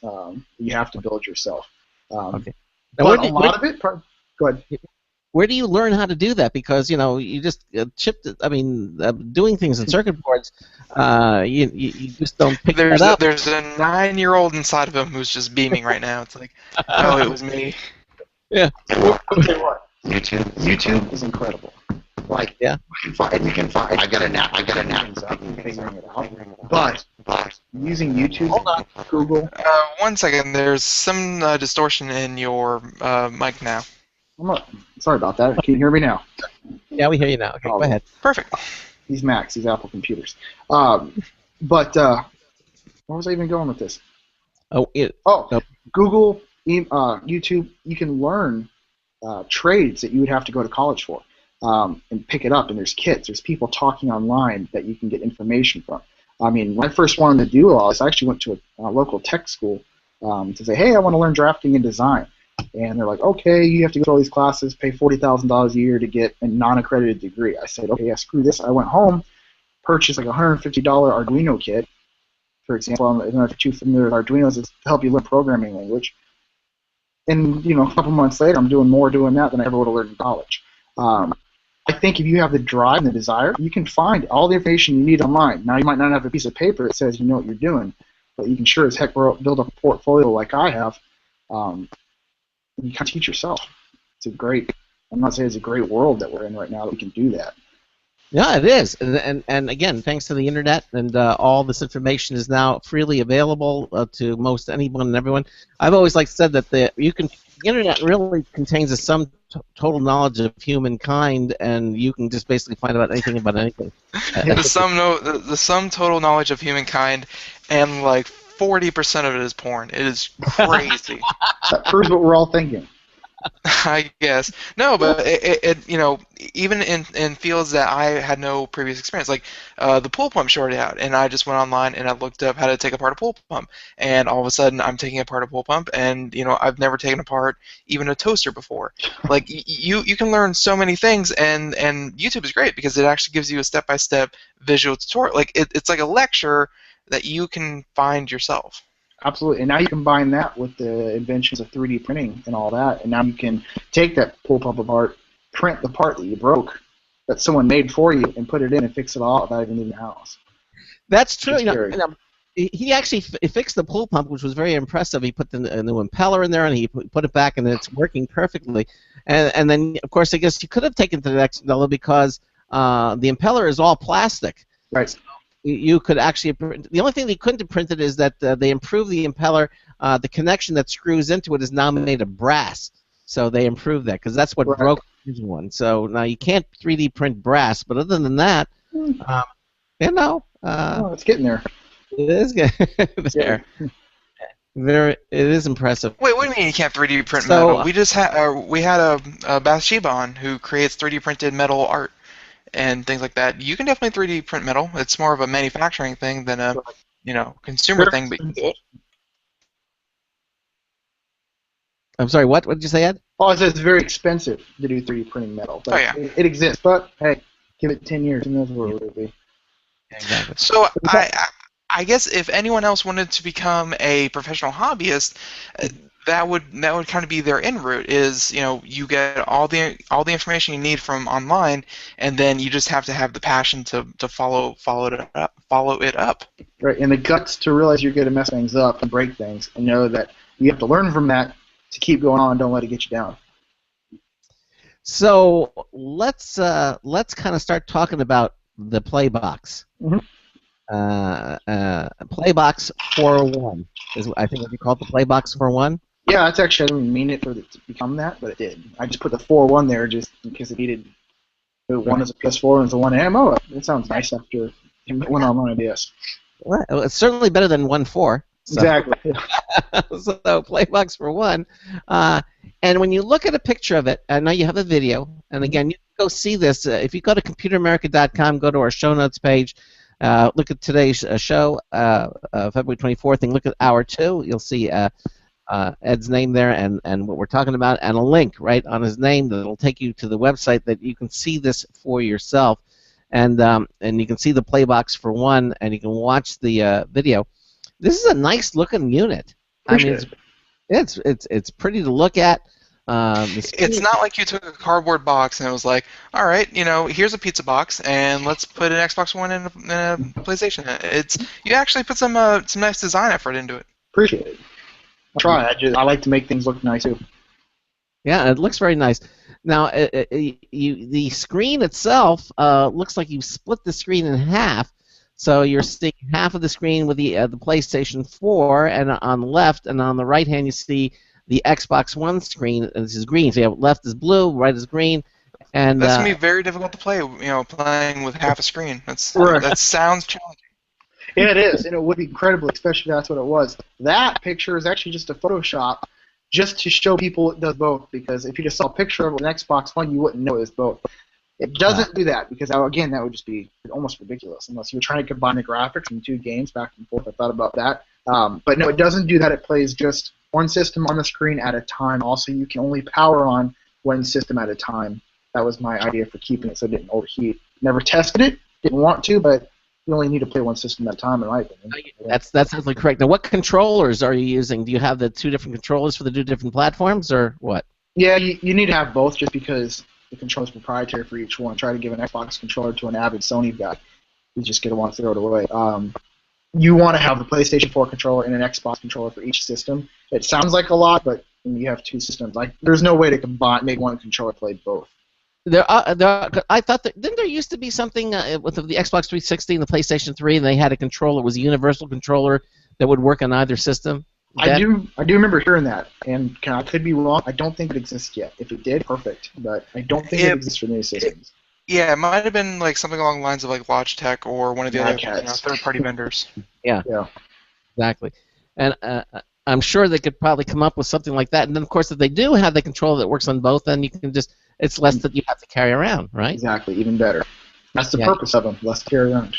See, but even if they made one controller for both, a PlayStation controller feels so much different than an Xbox controller. Like, you said that you were big into Xbox. I'm huge into Xbox, and if you give me a PlayStation controller, I'm like, no, this isn't right. Exactly. I agree. I didn't even play PlayStation that much until I built the system, the comedy in it, and it freaked me out a little bit. I was trying to play that and it didn't work out. People have every opportunity to be wrong, so I'm glad you give them the opportunity to do it at the same time as being right. There you go. Now, the unit that I'm looking at, you actually show it. You have it open so you can see the different circuit boards, how you've laid everything out. It looks very cool, by the way. The case that's holding this in, was this a custom case, or was this something that you purchased and it just happened to fit? How did you come about with this particular case for this unit? The entire case, custom made by me. It's a combination of 3D printed ABS plastic. I've got some 3D printers that print parts from all the corners that you see. The colored corners are all 3D printed along with custom mounts inside. The rest of it, which I believe, that one's all white. All the white plastic or black. That's all actually a laser cut acrylic. So I buy sheets of acrylic and have it cut, and they all kind of fit together to make one full case. It's all custom designed by myself, and I fabricated all from raw material in my garage. That's amazing. Using 3D printer. See, there it is. Another one just for 3D printing. Actually, you have to go out and buy a case or try to retrofit a case. Everything you just printed the case. Exactly. And that way you can have the little. I see the little. I guess the little grill patterns on there. I guess that's for airflow or something, or a fan.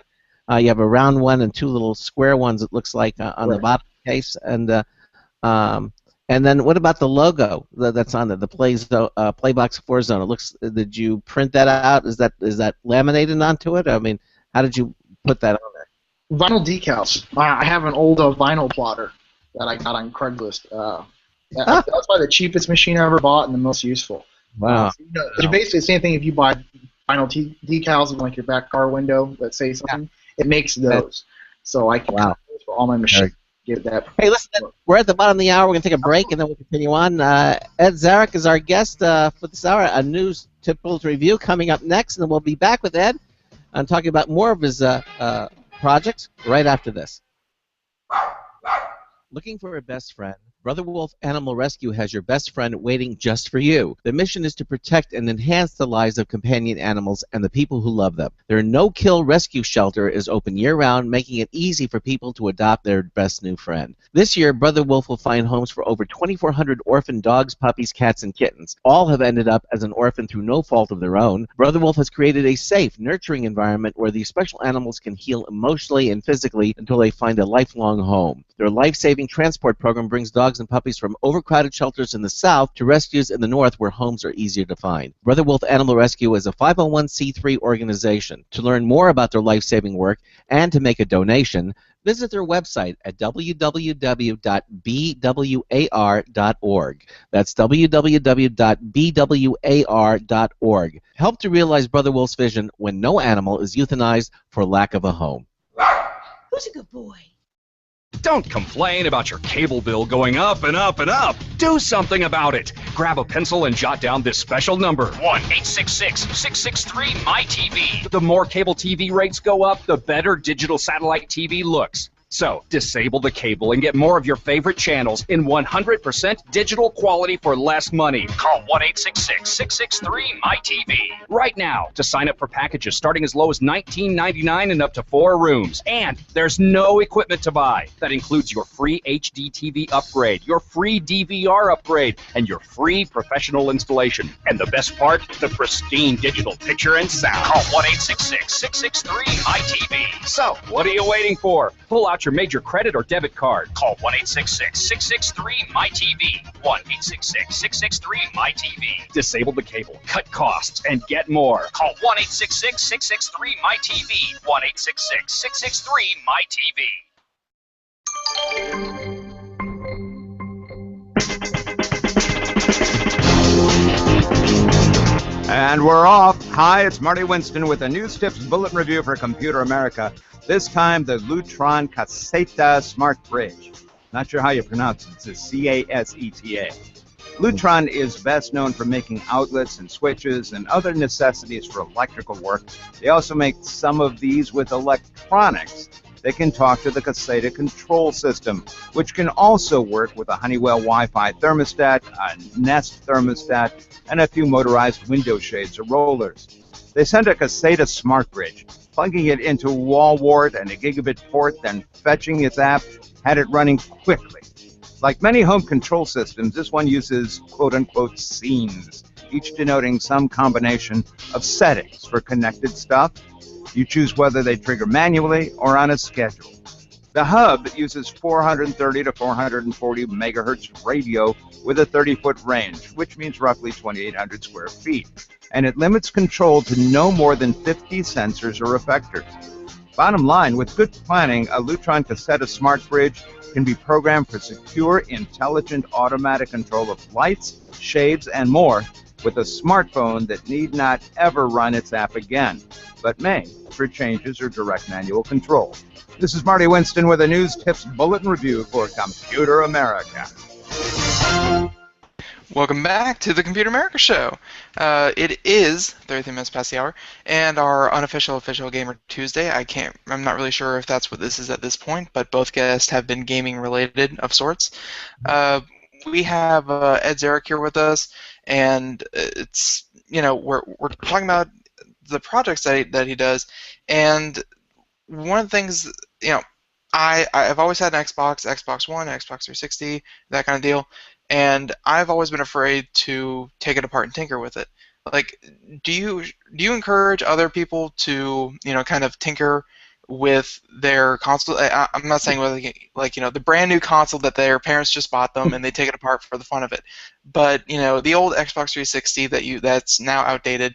Like, are these things still useful in some capacity, or is breaking that seal just sacrosanct? Oh, I would say break it.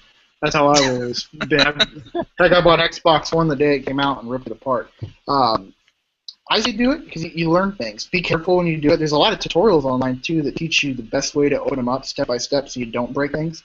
They're not as fragile as people think. It's not like you open it up and it's never going to turn on again. Heck, you can open it up, pull everything out, and it'll probably still turn on as long as it's all plugged in, just laying on the table. You can learn things. And you put some LED lights in it, things like that, or just see how it works and see why it is the way it is. Honestly, companies, like I see it as art, the way they put pieces together and make them all fit. Because it's actually, for the way I do things, it's incredible to see how they mass produce it and make everything just kind of pop together without screws and things like that. It's awesome. I always recommend it, absolutely. Yeah, I where was I going to go with that? I don't even know what question I was going to ask, so never mind. Come back to me. Yeah.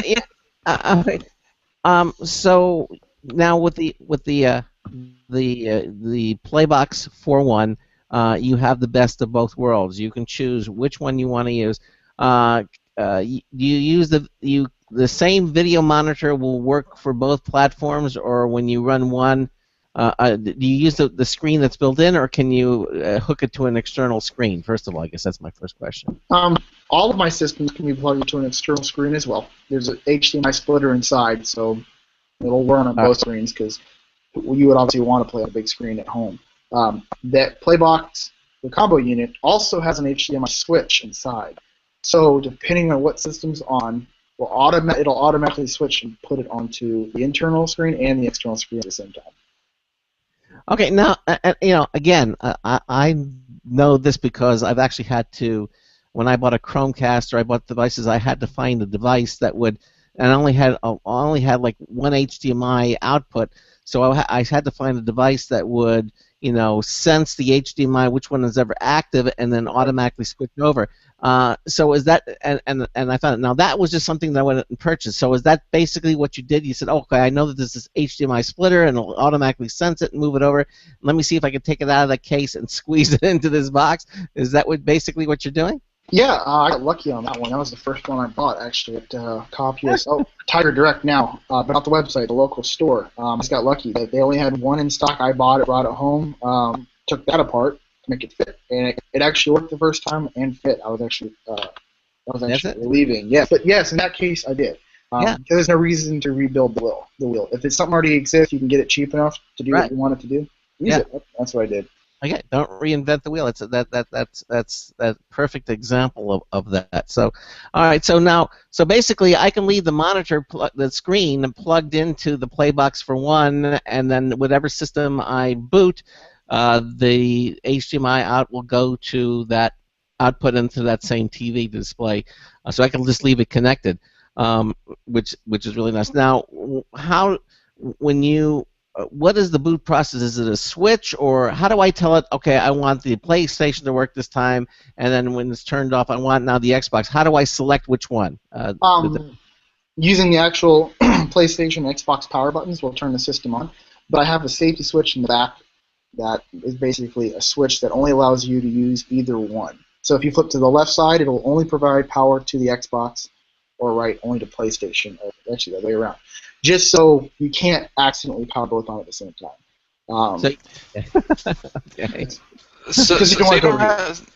So you don't have a connection there, just constantly listening for Xbox One, turn on. Right, yeah, because I mean, I don't know what the switch, actually, I don't even know what the HDMI switch would do if it got signals from both of them at the same time. I actually never tried that. But it doesn't matter because they never are. So yeah, you just flip the switch and then hit the power button, and then it makes its wonderful Xbox noise, and it turns on. Now, how much space are you saving? Have you compared your product, your device, to two, a PlayStation 4 and an Xbox One? Either weigh them or measure them. How much space are you saving using the Playbox for one over having two side by side? Yeah, actually, I've never measured it. You do save quite a bit of space. Not so much on space, but you got to think of both systems plus a television plus all the wiring.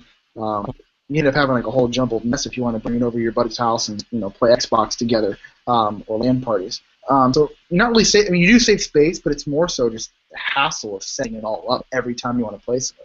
I mean, like for example, a lot of my I sold a lot to military guys, and they can get deployed with them because they're not bringing a whole television and this and that with them. It's all kind of like one unit. You mentioned unplugging the screen. You don't even have the ability to. It's all internally wired. So it's like it'd almost be using like a big laptop, but it's an Xbox or a PlayStation or both. So it does save you space from having two consoles, but it's like I said, it's more just the hassle of hooking it all up every time you want to play one. All right. So let me understand. So with your unit, I can or I can. It has its own screen, but do I have the option of hooking it to an HDMI system, a TV screen, an external screen, or? Yeah, all the systems I put in an HDMI out as well. So you can actually, it plays on both screens at the same time when you get to power down the one. Got it. Okay.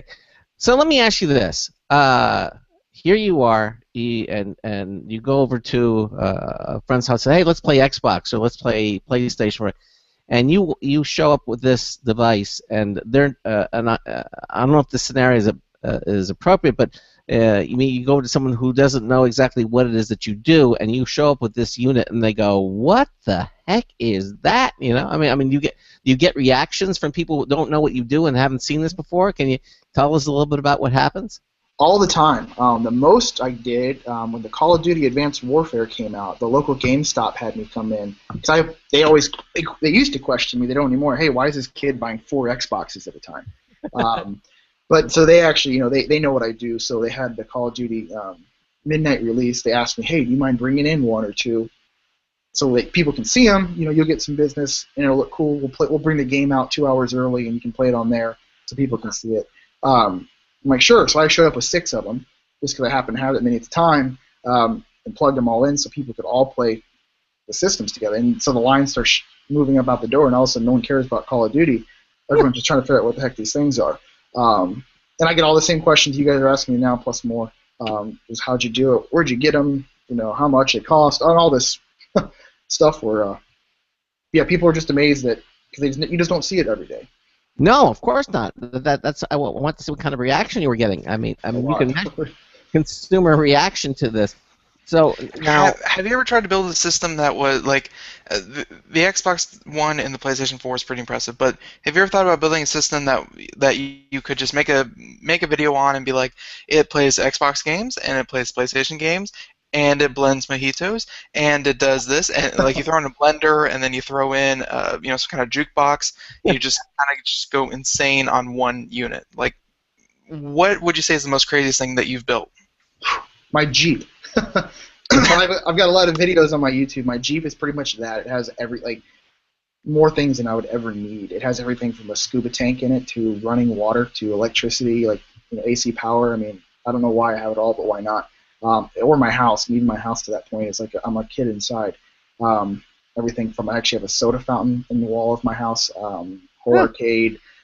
Built a home theater in one of my rooms. Just things like that. That's my crazy stuff. Putting a blender and an Xbox together. I mean, I guess you could. Yeah. Well, let's get more realistic. How about this? How about having a PlayStation 4 and an Xbox One and a PC? Yeah, and I've gotten that a lot actually. A lot of people think it is a computer because I use the word laptop, so a lot of people think it does that. I could do that. It probably wouldn't be hard because I probably want to get one of those mini ITX boards or ATX boards and put in there. Raspberry Pi or something. Or Raspberry Pi. I've had that question a lot. Haven't got there yet. The Raspberry Pi would be easy. I could definitely fit one of those in there as well. But then you're worrying about keyboards and things like that. Very doable. Just maybe that's next. I don't know. Just haven't got there yet. Maybe that's next. Or perhaps maybe a PC and a Mac, or something like those lines. But obviously, you should build on the popularity. Obviously, you have a huge amount of interest with this device that you've come up with, and now when they say where can I get one or how expensive is it, and you tell them, you get a little disappointment or wonder, because it's expensive. Yeah, it is expensive. A lot of people. I have a lot of people ask me why is it so expensive. And it isn't that I'm actually trying to make it as cheap as possible.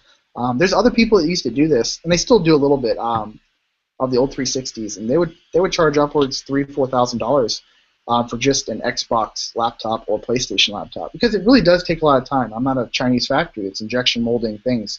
This is like a handcrafted thing that it might take me.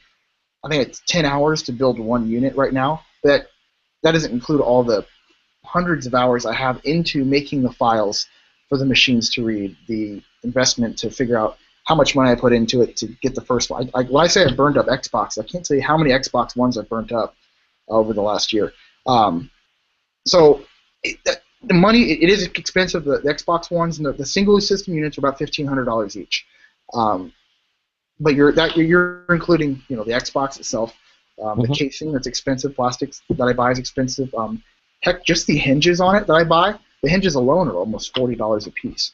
I mean, so people think these things are cheap, but it's really not because, like I said, these aren't being made in China. The Vizio screens, all the cables. I had custom LCD cables made for these because when you buy a TV, the boards are right on the back of it. Well, now the boards for the TV are inside, running up to the screen. So I have to have custom cables made to talk to one another. That was expensive. So yeah, I do get some disappointment, but not enough for people to stop buying them because I'm backed up probably 10, 12 weeks right now on building them. Well, let's talk. What does this unit cost? I mean, if someone wants to buy a Playbox 4.1, what are they going to spend? So the Playbox 4.1, it's kind of, since it's a dual unit and it takes a lot more time, and I haven't actually perfected it to the point where I can build it in 10 hours. I've sold 5 of them. Still building 3 of them for $5,000 each. Okay. Extremely expensive. I understand that, but also it takes a lot of time and a lot of trial and error. Still to this, when I build it, I guarantee them when they get them, they're going to work while I fix them myself. Yeah. But it costs a lot to do it, and plus it takes up a lot of my time from doing things I can. I actually never built it to build more. It was kind of like I'm not doing it for sale. It's just kind of a proof of concept. But once you start getting interest, I'm doing it for favors for people to sell them. Well, I would think that's a certainly reasonable thing, especially if you're someone who's into these games. I mean, spending $5,000 on a unit that will do what both of these things do, that are they're state of the art. They're obviously here, and the PlayStation 1 and the Xbox One are the next gen, and they're going to be here for at least 7-8 years. You're gonna have a lot of playability with it. I think that that's a reasonable price. Part of it, I would think, is if you're spending $5,000 on this, yes, you're playing Xbox One, yes, you're playing PlayStation 4, yes, it costs a lot of money for the materials, but also, I mean, at the end of the day, you have something that's you know your friends, you take it to anywhere, something that people have not seen before. Like there has to be like a wow factor or a unique factor to it. Bragging rights. That's what I call it. Yeah. It is. Yeah, exactly. I mean, that's why you buy, the special cars that are tricked out to do things. I mean, if you want something that nobody else has for the most part, and you want to be unique and you want to stand out with something like this, you have to pay the piper. You have to pay for it, and because obviously if it was cheaper, everybody would buy it, at that moment. I'm not saying they can't do it later on. If you would ramp up and you would start your own, production, obviously, but obviously these are handmade. They're unique. You can count them on, handmade Italian leather Xbox Ones. Right, exactly. You can start. I mean, it's nicely appointed. It doesn't look like a hack job. It looks like something that's made well, and you're going to have to pay for that. If you want something that's really different, I would think that $5K for something like this is certainly well worth it. Absolutely.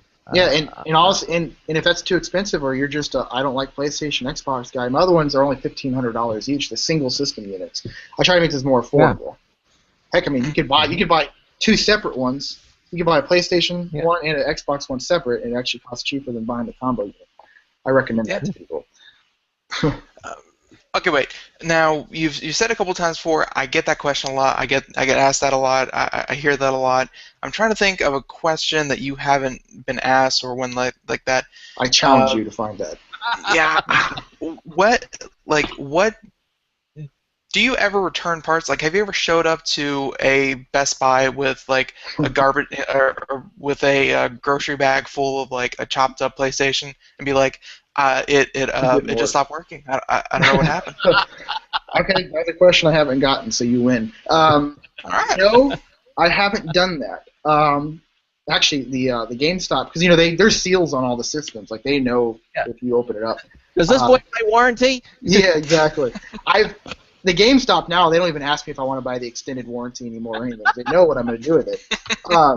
But funny enough, like what I do now is I turn them on, boot them up, system update them, do everything I have to do so I know the system works before I've opened it up. Because funny enough, I've opened systems up and actually like Microsoft left out something.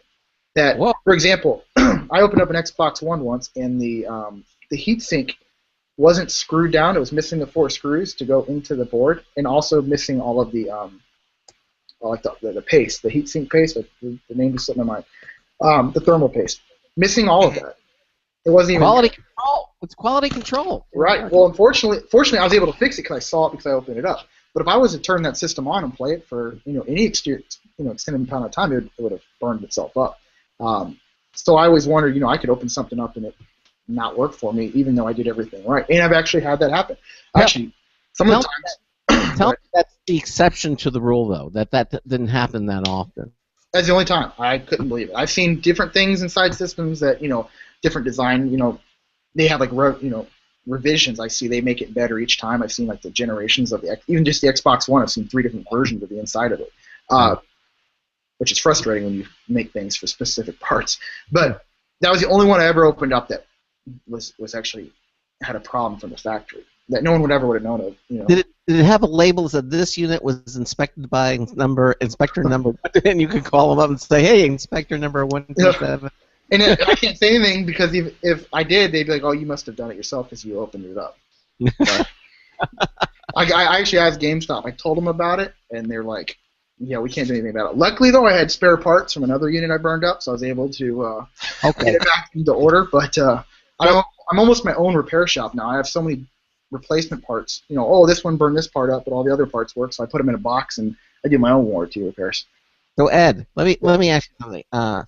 With all this publicity that you're getting and things, have you expected to hear from one of the big guys, saying, this is a great idea, or stop chopping our systems up. I mean, you bought them, so you can do pretty much what you want to with them. Obviously, they're not being held to any particular, and you're not voiding any kind of secret. I mean, they're two separate units.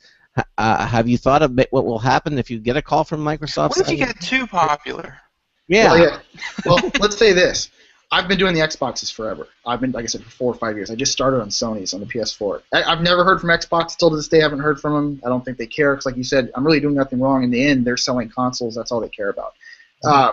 Sony, though, after I did the Playbook, the first single system PS4 unit, within 2 days of it going online, I got a call from the senior paralegal for Sony Entertainment Corporation, and I got a cease and desist letter.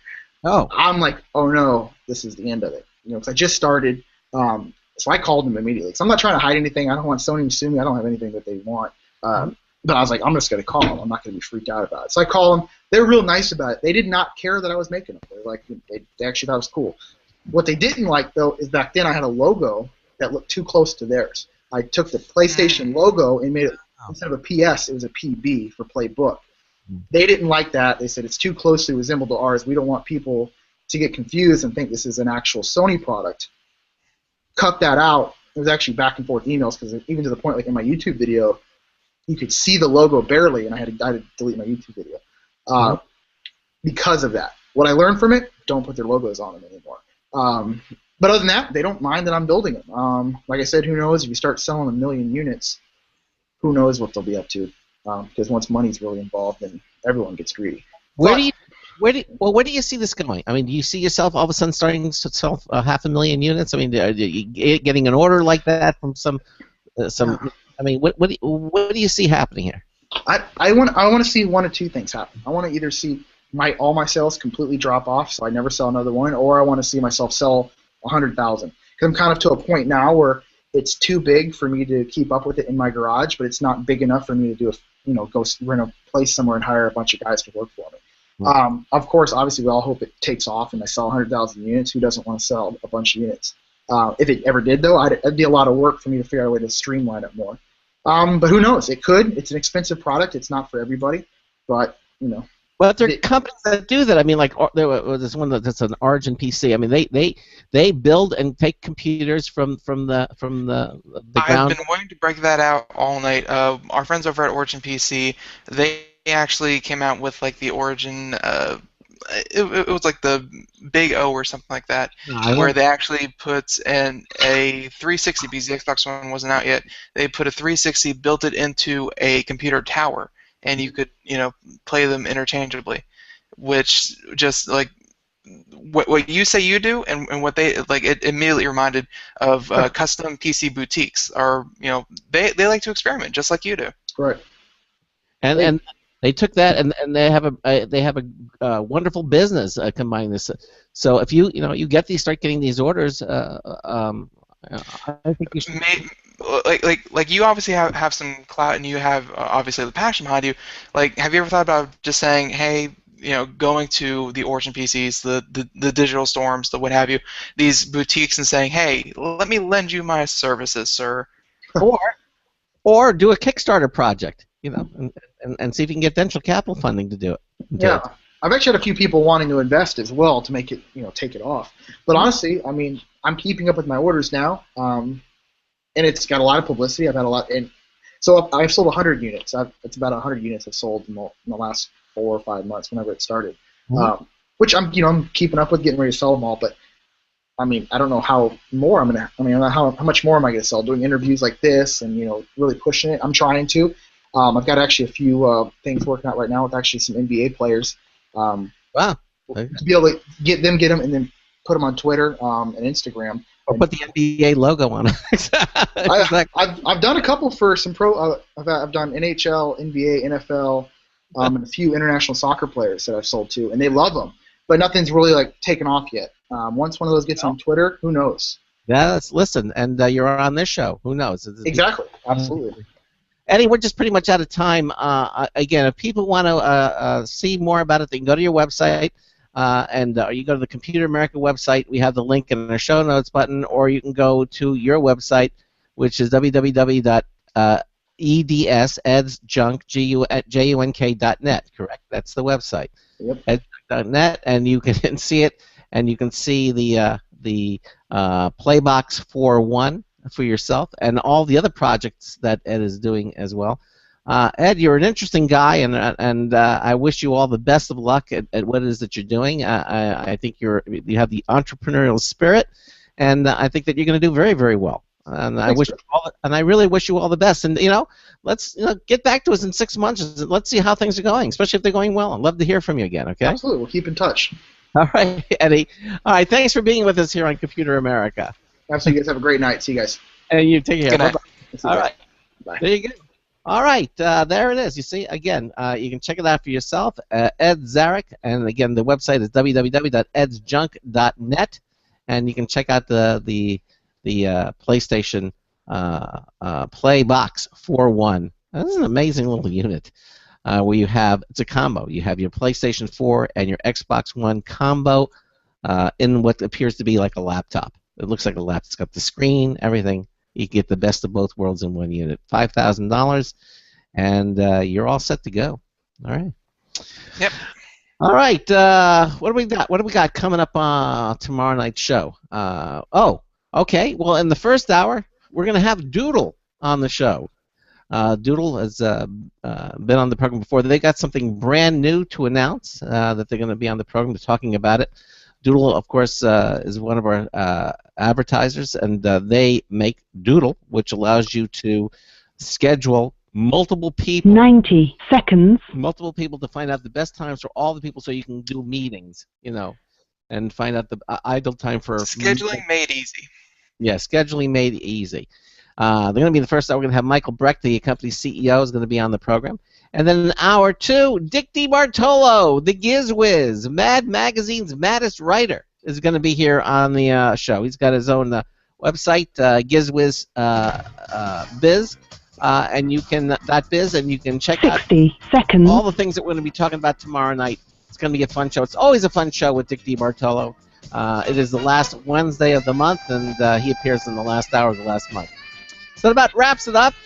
Again, I want to thank our guests from Coilworks, and that's Anders Devalius, and again, of course, to Ed Zarick, professional hobbyist in the second hour. Thanks to you, and thanks to all of you for listening to our show tonight.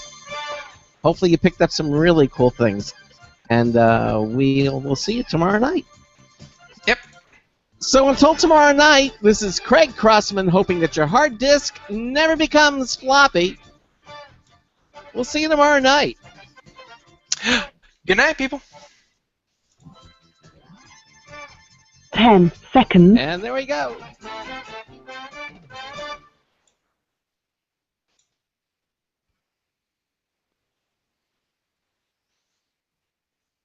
Thank you for using Blog Talk Radio. Goodbye.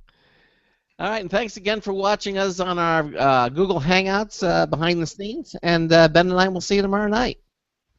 So good night, everybody. Good night.